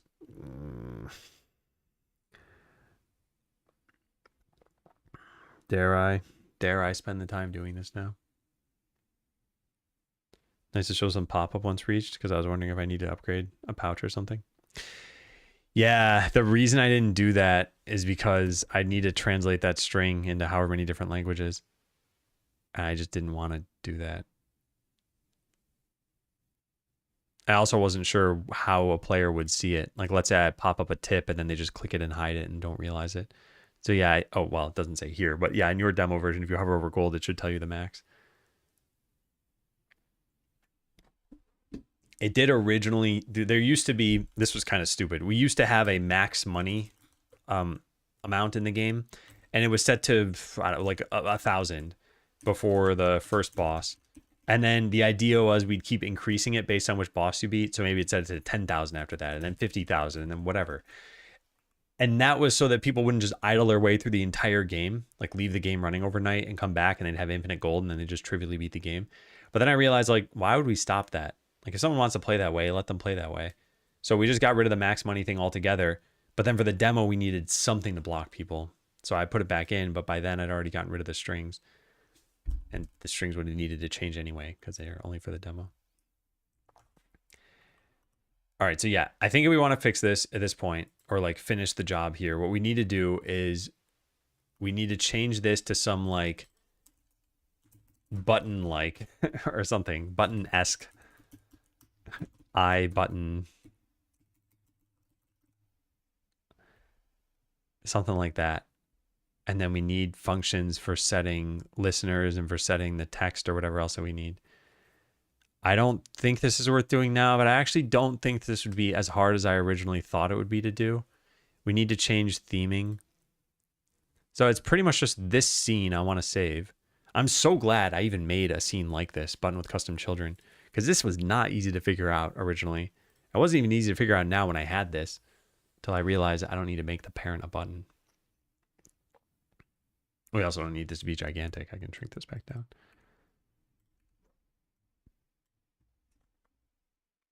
Oh, there's no reason why we can't do that. So let's say we did this. Is it worth it? Like, let's say I had already done the work and we could just plop in a new thing and it said build, and instead of saying 1G, it showed coin 1. That's probably better, right? Yeah, it's probably better. So that still becomes a question of, now is it worth doing the work for that? So we show it there. Where else do we show this stuff? I think in perks, yeah, we already show coin. Oh, wow, we already do this. I guess we'd just be doing it everywhere, right? Is there anywhere else that you can spend money? The only place is on, well, that's another dialogue. And then the only other place is here that we'd change this. So it's really just 2 spots? Is that correct? Because yeah, if so, this might be worth doing. I don't think there's anywhere else. How else can you spend money in the game? Yeah, that's it. Right? No, treasure chests. How do treasure chests work? No, it's just in the dialogue again. Yeah. And then what about in bone mode? Wait. First of all, do we... No, we show the little diamond thing. Yeah, so it's not a problem there. And then inside the game, what do we do? Okay, so there's a third button, this style button, which should ideally be pretty easy to have look different. And then this is sludge. Okay, so, oh, darn it. This would show a brain icon. It's not that hard to do, right? You just take a different icon. Yeah, I think this would be nice to do before launch. I think we've completed all the low-hanging fruit as far as tasks go. So now we're only in tasks like this where it's like 3 hours for me to change a word into a coin and then update all the strings. I mean, if I'm going to do this, I should probably do this sometime soon. All right, let me write some notes on this because I don't think I can complete this right now.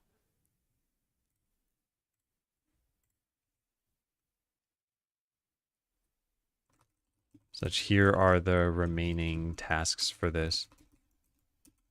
One is to make a currency button that has a label, build, a cost, and a symbol. Like currency button dot symbol or maybe, I don't know, whatever, currency symbol dot gold versus currency symbol dot sludge. All right, I got to talk about themes. I got to talk about localization and an interface I button like.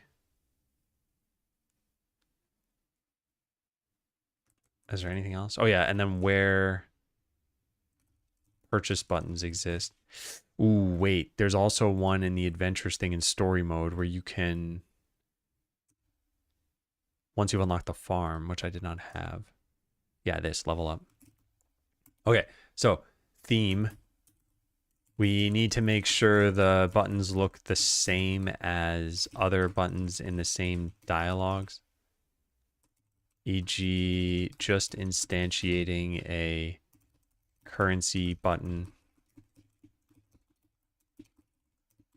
into the town menu will have the wrong colors just due to how we set up the theme. Localization.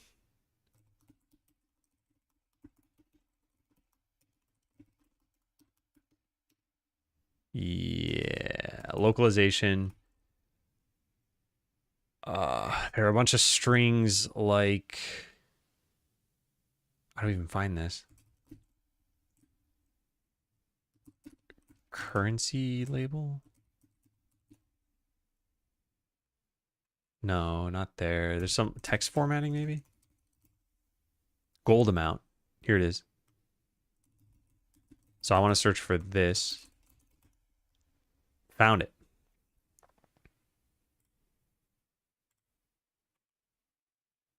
Okay, so there are strings like this one. I shouldn't link to it on, well, I guess we'll just put weblate link, which will probably break at some point.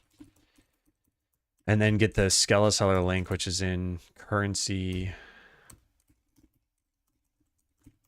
No, text formatting. What am I talking about? And then go find the canonical link to this.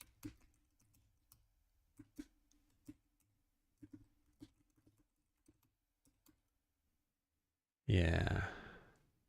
Which will probably have to change. Maybe they could even be removed.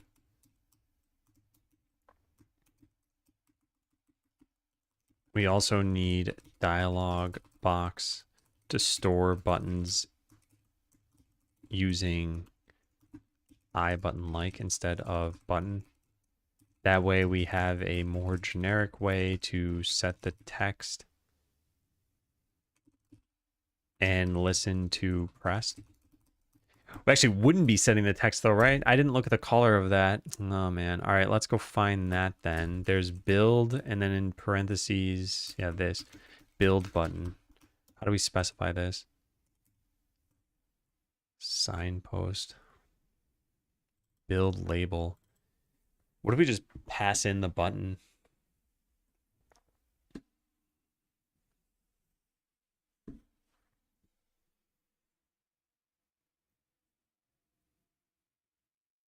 I don't know. Yeah, I got to figure that out.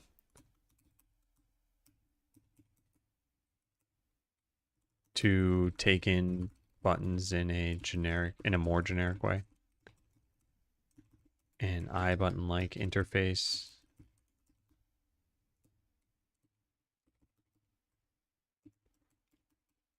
And set the text and listen press.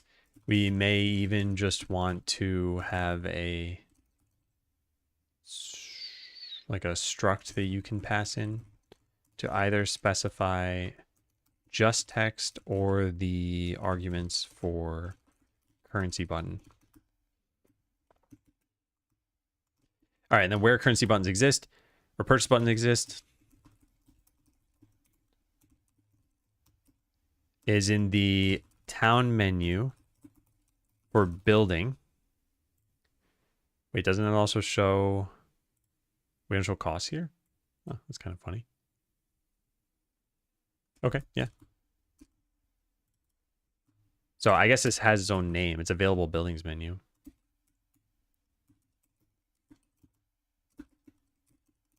In the town menu.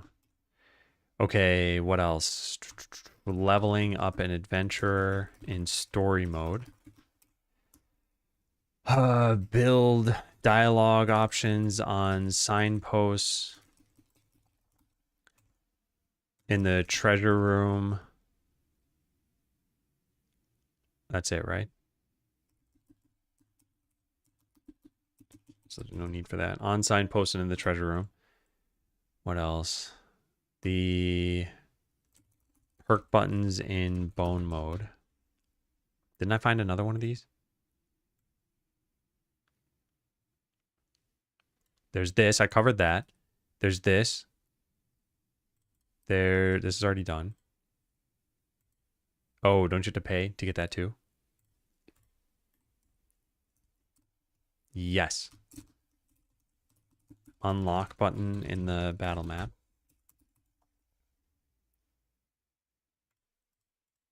Anything else?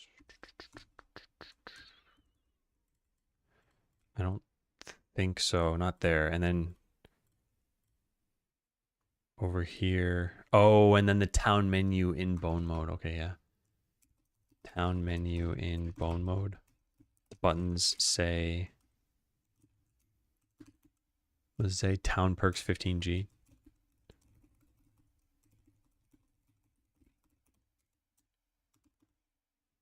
And then when you click them,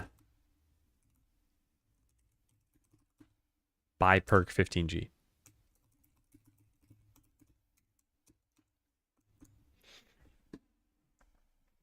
Just RG for like /D+G. I think we have it in text formatting strings. So everywhere we use gold amount, we should just be able to press F12 on this and find every single place. Oh. We use it in other places. Oh,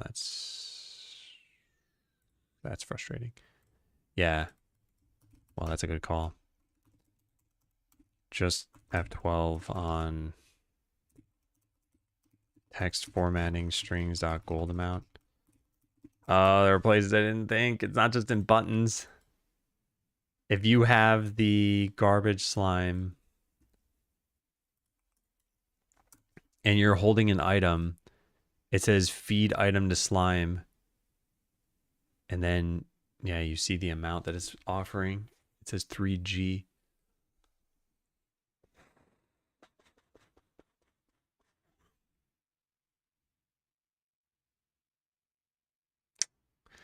Contextual tip only takes in text right now.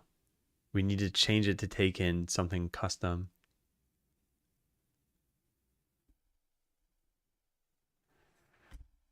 Oh.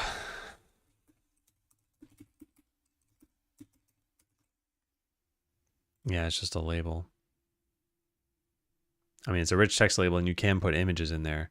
The problem with putting an image in is that it uses the same texture filter as the label itself. The label needs a texture filter of linear because of the text, but the icon needs one of nearest. There's no way to change that because it's one texture filter per canvas item. So we need to change contextual tip to have arbitrary children in some cases. Oh, man. All right, where else do we do this? Harvestable. Oh, yeah, how could I forget about that? Even things like this. +2. Well, that one's fine, probably. Yeah, that one's probably fine. Is that what I even just looked at? Harvestable can give you gold? What? Oh, that's not that kind of harvestable. That's this kind. Oh. Well, I don't know what we should do about that. Yeah, because even when customers buy stuff, they show +G, right? Go buy something.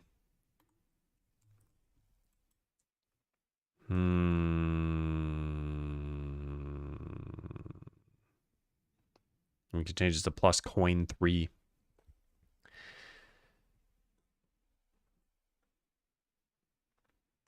Talks about not putting the tooltip because people might close it, and then does the same thing when reaching the dragon. Oh yeah, but on the dragon, what happens is if you if you go try to put your adventures into a battle here, regardless of what you do, there's always a persistent message showing right there that says you cannot access this in the demo.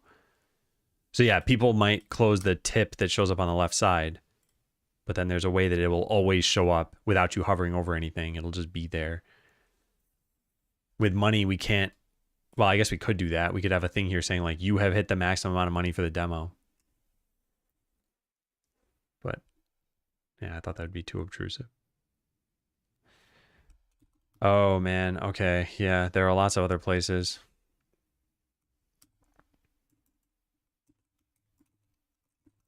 Find all references of this. There are lots of non-button places where we show like 3G. Hovering near the garbage slime, customer purchases, and the outro as well. Oh, what else? There's a bunch of this.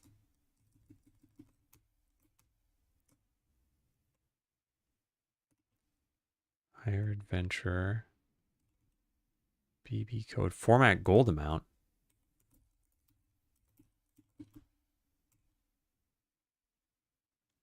Oh, yeah. And in this case, it has to show up here. Oh, I'm not certain about this task. Tooltips like fish give gold. And then I guess let's save the scene that I made. It's testeroni button scene.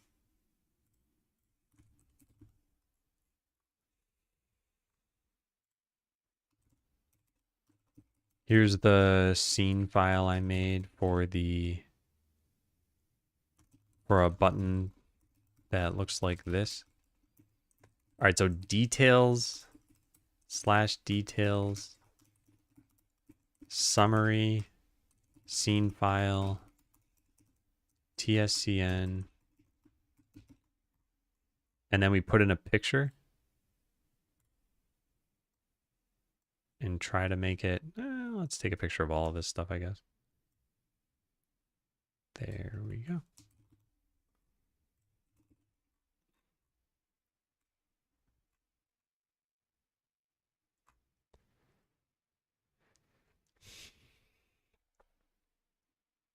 Turns out the game about selling stuff has a lot of references to money and currency. Yeah. Yeah, so here's what the new question has become. Well, new questions, or just, I guess, one, which is, where is it worth making a change here? Because I think making it everywhere would be kind of nuts. Like, here's an example of where it'd be really hard to do. Where is it? This one. Wait, no, not. Well, it's kind of that, but I guess we need to show it inside of a game for it to work. And we're never going to get it to show up, are we? I just want to show this. I want to show it working.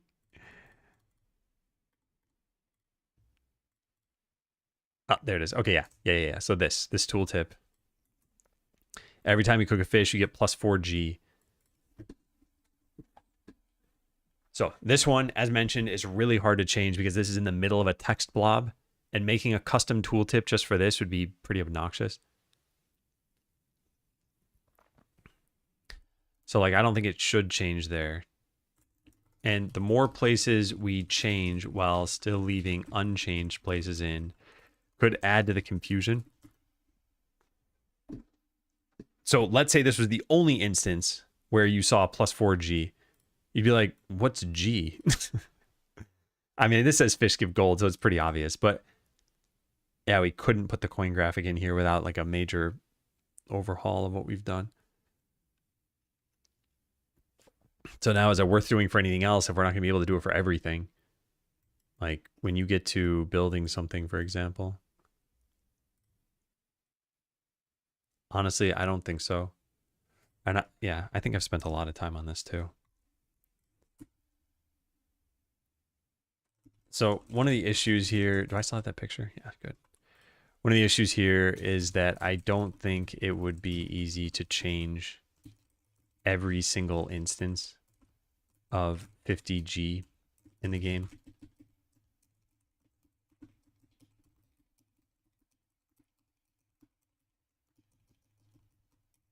E.g., this tooltip, the tooltip for fish give gold looks like this. To change that would be to revamp the entire ability tooltip system so that we could show icons in arbitrary spots and still have their texture filters. I'll just type it like this. However, if that were the only instance in the game that still showed this, then it may cause confusion for players who wouldn't be used to seeing that notation.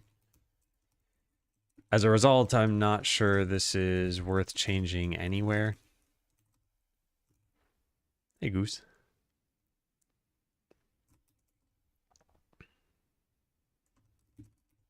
It's somewhat involved. Yeah.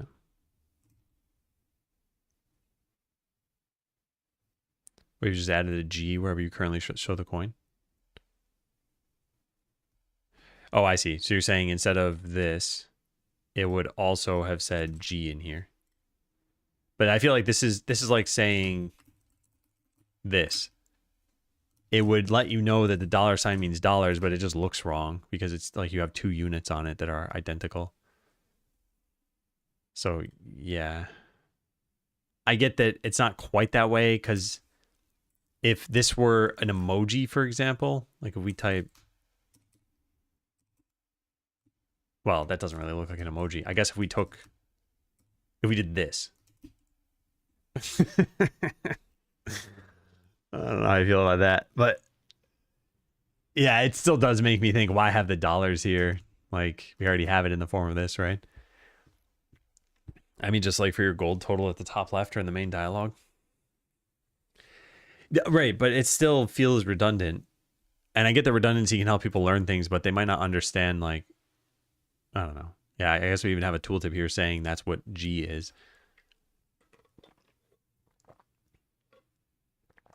All right, I think I'm not going to do anything about this.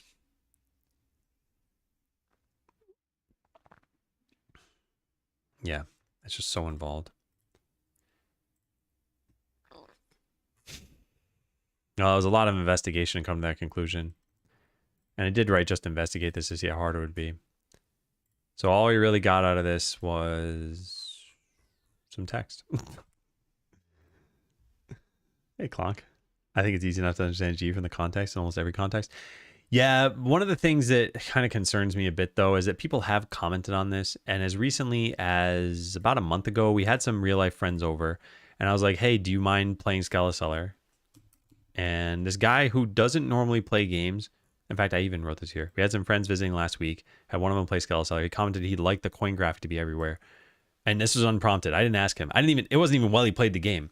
The next day he woke up and he's like, oh, by the way, I was thinking about the game and I thought it'd be nice to see a coin graphic. And I'm like, really? I think other people might have asked about this. No.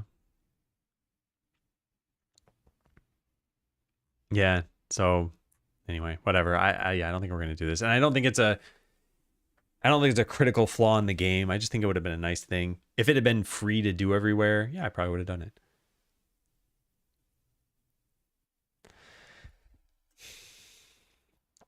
I would hate seeing a coin graphic. Thanks, Ramy. Thanks for evening things out. Yeah, so as mentioned, I don't think there are a lot of low-hanging fruit here anymore. And I think there are a couple in particular that are really going to be a struggle. Actually, no, let me try something really fast.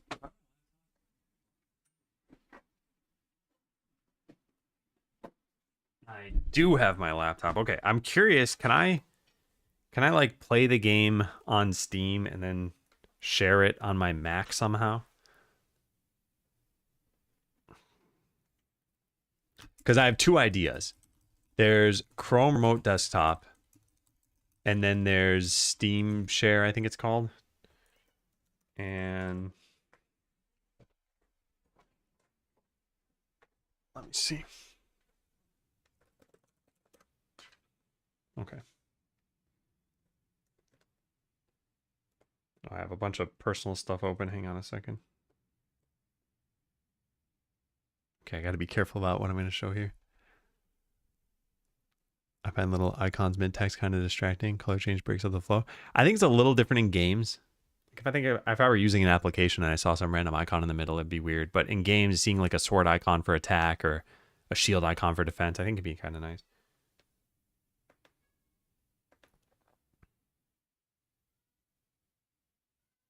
So how do I...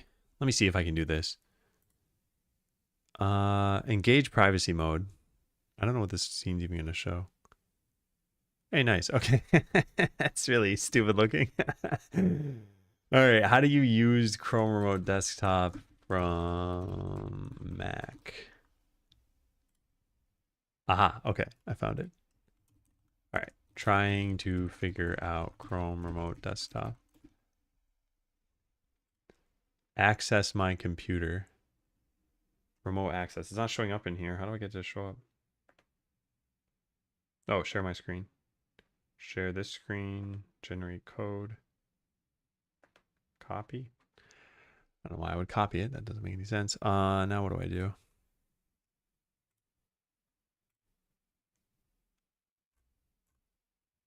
Where do I type the code?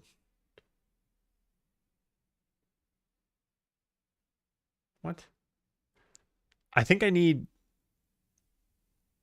the Chrome Remote Desktop application for Mac. Is that a thing?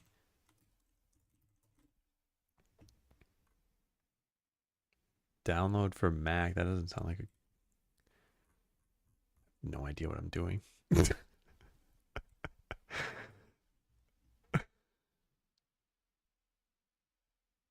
I had a little remote desktop icon do text there. Well, the other free options could be some kind of VNC viewer. I just, like, here's what I see as the options here. This is access my computer and share my screen. If I click access my computer, it shows the machine I'm on right now. How do you, maybe remote support? Maybe I click that. Aha, I found it. Okay, it's in remote support. That is not what I would expect. 60455237. Okay. Probably shouldn't have said what that number is.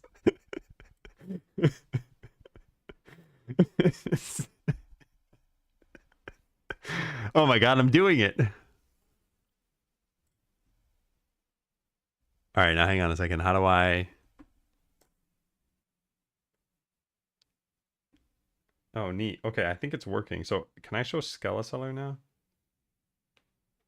Hang on, let me try booting this up. I mean, I'm just going to shut down the session in a second.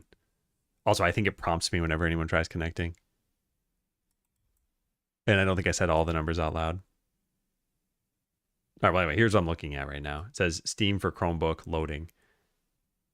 So if I can do this, then I can probably try to fix this bug on stream on Monday.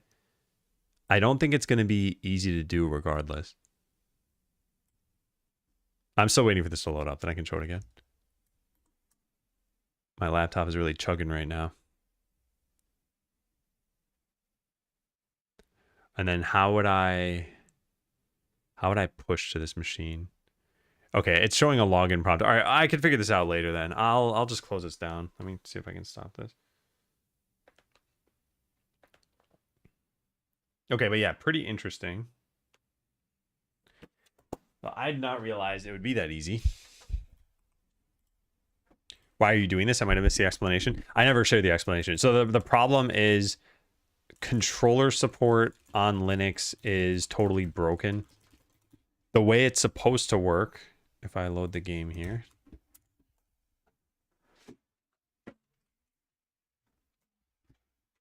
All right, so I have a controller here now. I'm going to plug this in. All right, yeah. So the way it's supposed to work is that the right stick is supposed to move the cursor in the game. And then you can press buttons and you can start a new game or whatever.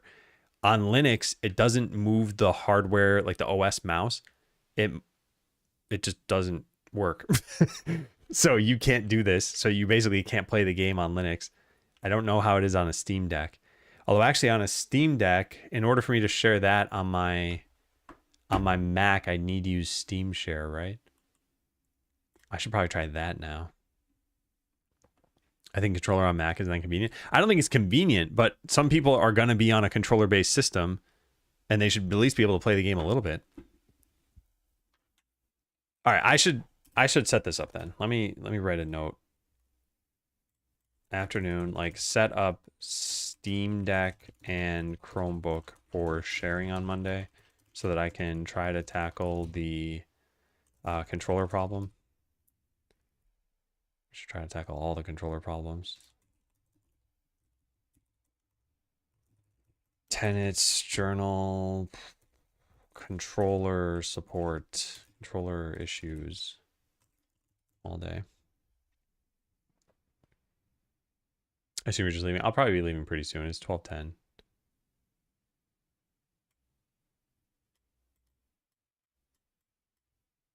All right. The other bug I wanted to fix was this.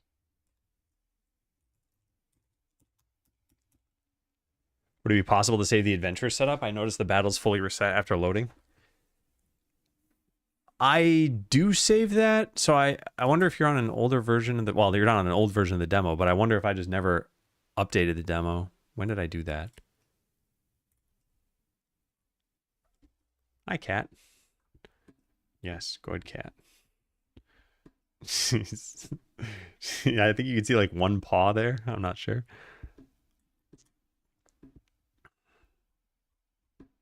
Yeah, where do I save this stuff?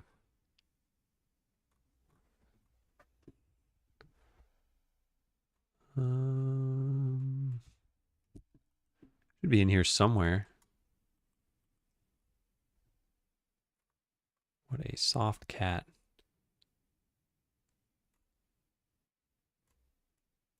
Huh. I don't see it there either. Is it in this one?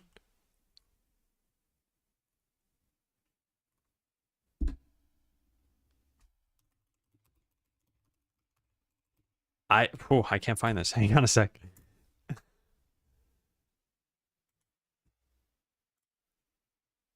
I have it as a recently closed issue.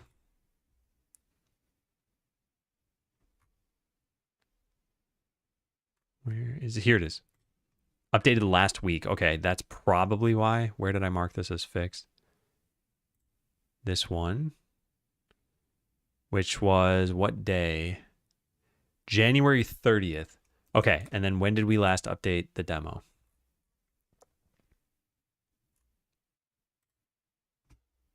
I did not update the demo on this day. So yes, this is not in the demo, but yes, it is saved. I'll show you what it looks like in the full game now. So it'll eventually make it to the demo. Not that it'll matter because you'll probably never play the demo again. But yeah, here's what it would look like.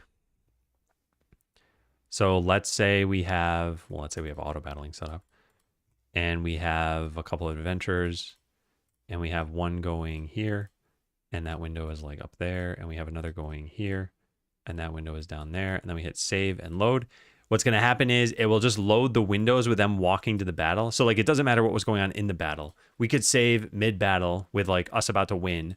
It's not going to load the battle state. So it's just going to load the windows. But that's still better than nothing. So that way, yeah, if you had like a fishing pond battle, oh, you don't even have the fishing pond. You don't even know a fishing pond is in the game. Yeah, anyway, there's some good reasons for that, yeah. All right, nice. All right, what did I even do today? I need to look through my commit history. Just one of those days.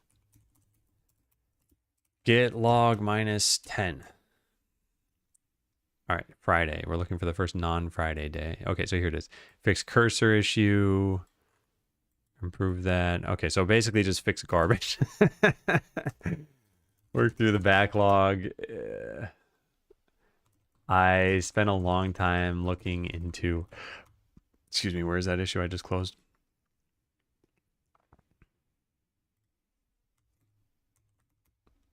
This issue only to close it so it doesn't feel like a lot got done.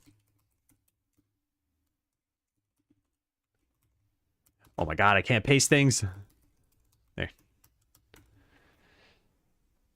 Now it's getting really low. Yeah, I've got a calendar reminder set for February 17th because that's the 1 month mark. And I hope a couple things happen. One, I think, let me just look this up because I am totally not in the know. Steam visibility round for launch. How does this work? 30 days or until 1 million impressions. Wow.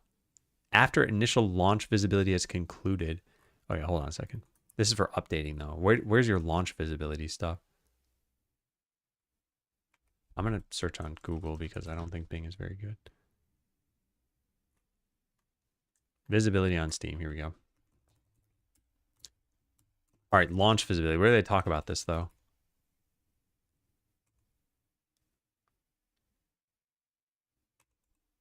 Where do they mention... Ah, here it is. At launch, your game or software will appear in a couple of places. The first thing that happens is your title will start appearing in the new releases queue and on the new releases page for users. It provides a baseline of views against which to measure customer interest. See baseline visibility. Your title will also appear in all new releases. If any people have your title on their wish list, they may receive an email notification. Wait, so there's nothing leading up to launch? Uh-oh. Uh-oh. I thought there was. That's too bad. Okay, well, then I guess we won't see wishlist pickup beforehand. Oh, wait a second. Mr. D-Boy was talking about this, right? Hang on. Mr. D-Boy. Does he have an underscore in his name? I think he has one at the end of his name. Yeah, here it is. Okay, he said this in public Twitch chat, so I'm going to show this now. Let me see.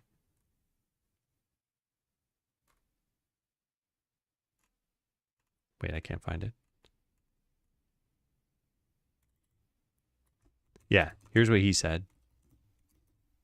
He said they, meaning Valve, will go, oh, sorry, the wish list. They will go up a lot closer to release because Steam will also push it. Mine went from 2,000 to 8,000 closer to release all of a sudden.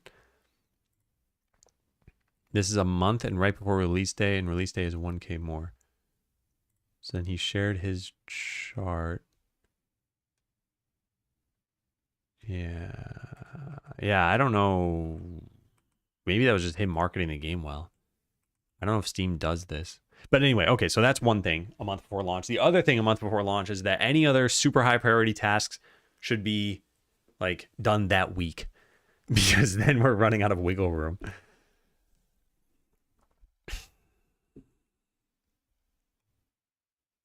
Did you find that, Royal? Did you see this in the game somewhere? Or are you... Yeah, did you see this in the game? It makes sense for Steam to do that. Yeah, I think it makes sense for Steam to get people hyped about upcoming games if they think the games are going to do well, maybe. So they probably have some metrics about like how many wish lists should they get from a game. I'm messing with stuff, tinkering what breaks it. Oh, like are you modifying the save file or something or using cheat engine? Because yeah, as long as you don't see this through natural means, then I don't care. That's totally fine. But if you're seeing it, yeah. If you just like launched the game and did a couple actions in the game, that'd be a huge problem.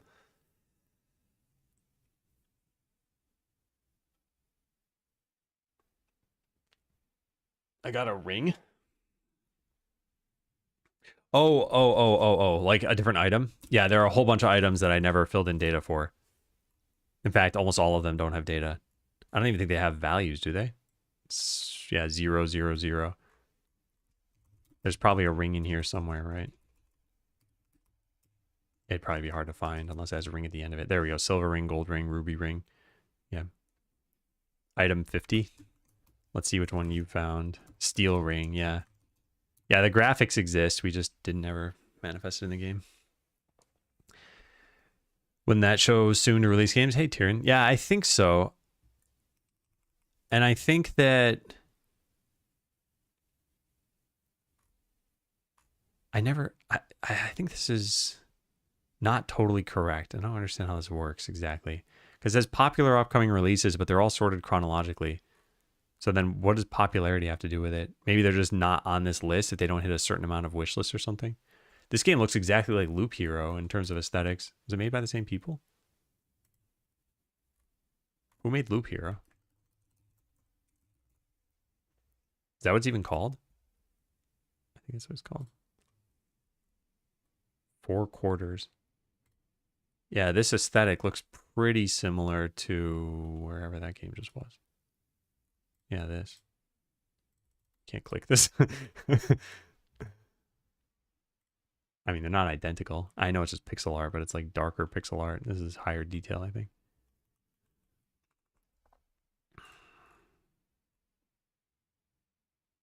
You can only see this far down. Oh, see more. Yeah, let me do this off screen because I've seen some questionable games show up even when you're not logged in. Skeleseller. Yeah, so we're on the list, which is nice.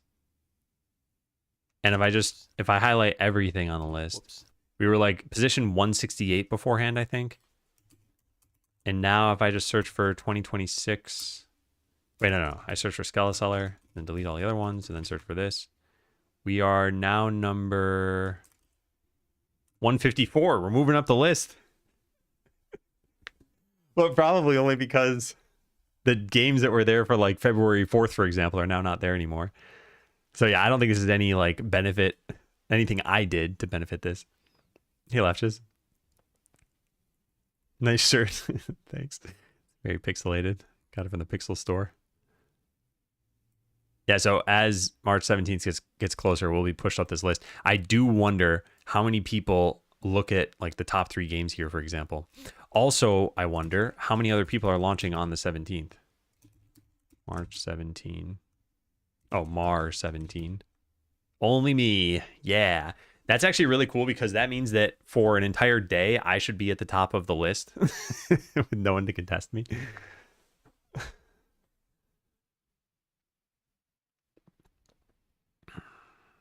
Yeah, so nobody else changed their release dates. All right, in fact, go tell this person to change it to a day earlier and this person to a day later. Wait, all of these people to a day later. In fact, cancel March releases for everybody else. I should be the only launch. That could be how press does a news article. This game dev sabotaged everybody.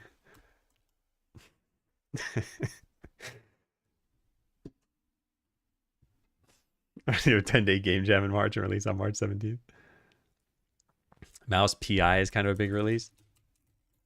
I haven't heard of it, but I wouldn't have heard of a lot of these games. Oh, is it made by the Cuphead studio? Nope. Just another game that looks like another game. Wow, this is a really cool aesthetic.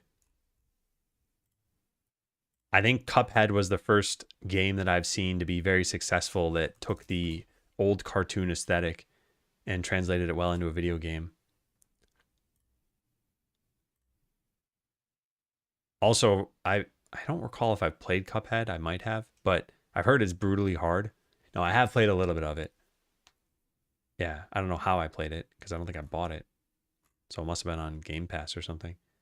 But yeah, it did very well. They put a lot of time and effort into this.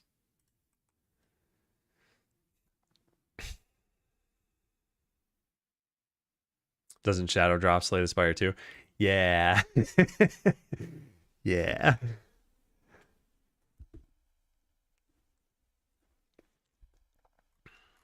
All right, well, the main issues that we have left, controller support.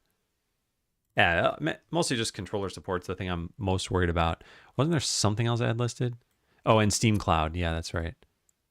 And ideally, we get those things done in the next week. Goal for this week. Figure out controller issues. And support Steam Cloud. So even though I'm pretty much done with content creation for a little while, I think I'm still going to take a day or two off of streaming next week. Because like the Steam Cloud stuff, I don't know. I just need to make sure that I'm getting stuff done. So I'm going to leave you all with something before I depart. And it is my YouTube channel. because I didn't want to make this content for no reason. So I have made 3 new shorts, and there are 4 more coming in the next 4 days. If you don't mind checking them out, boosting the stats. But yeah, thanks for watching. Thanks for bearing with me. I know it's not fun watching a no face cam stream of mine. Let's go find someone to raid. Let's raid Irad. Irad's getting pretty close to his demo launch, I think. Yeah, again, thank you all for being here. And shout outs to Janet and Simon for the raids. I will get going. I'll probably be back on Monday and we'll work on controller issues. Take care, everyone. See you later.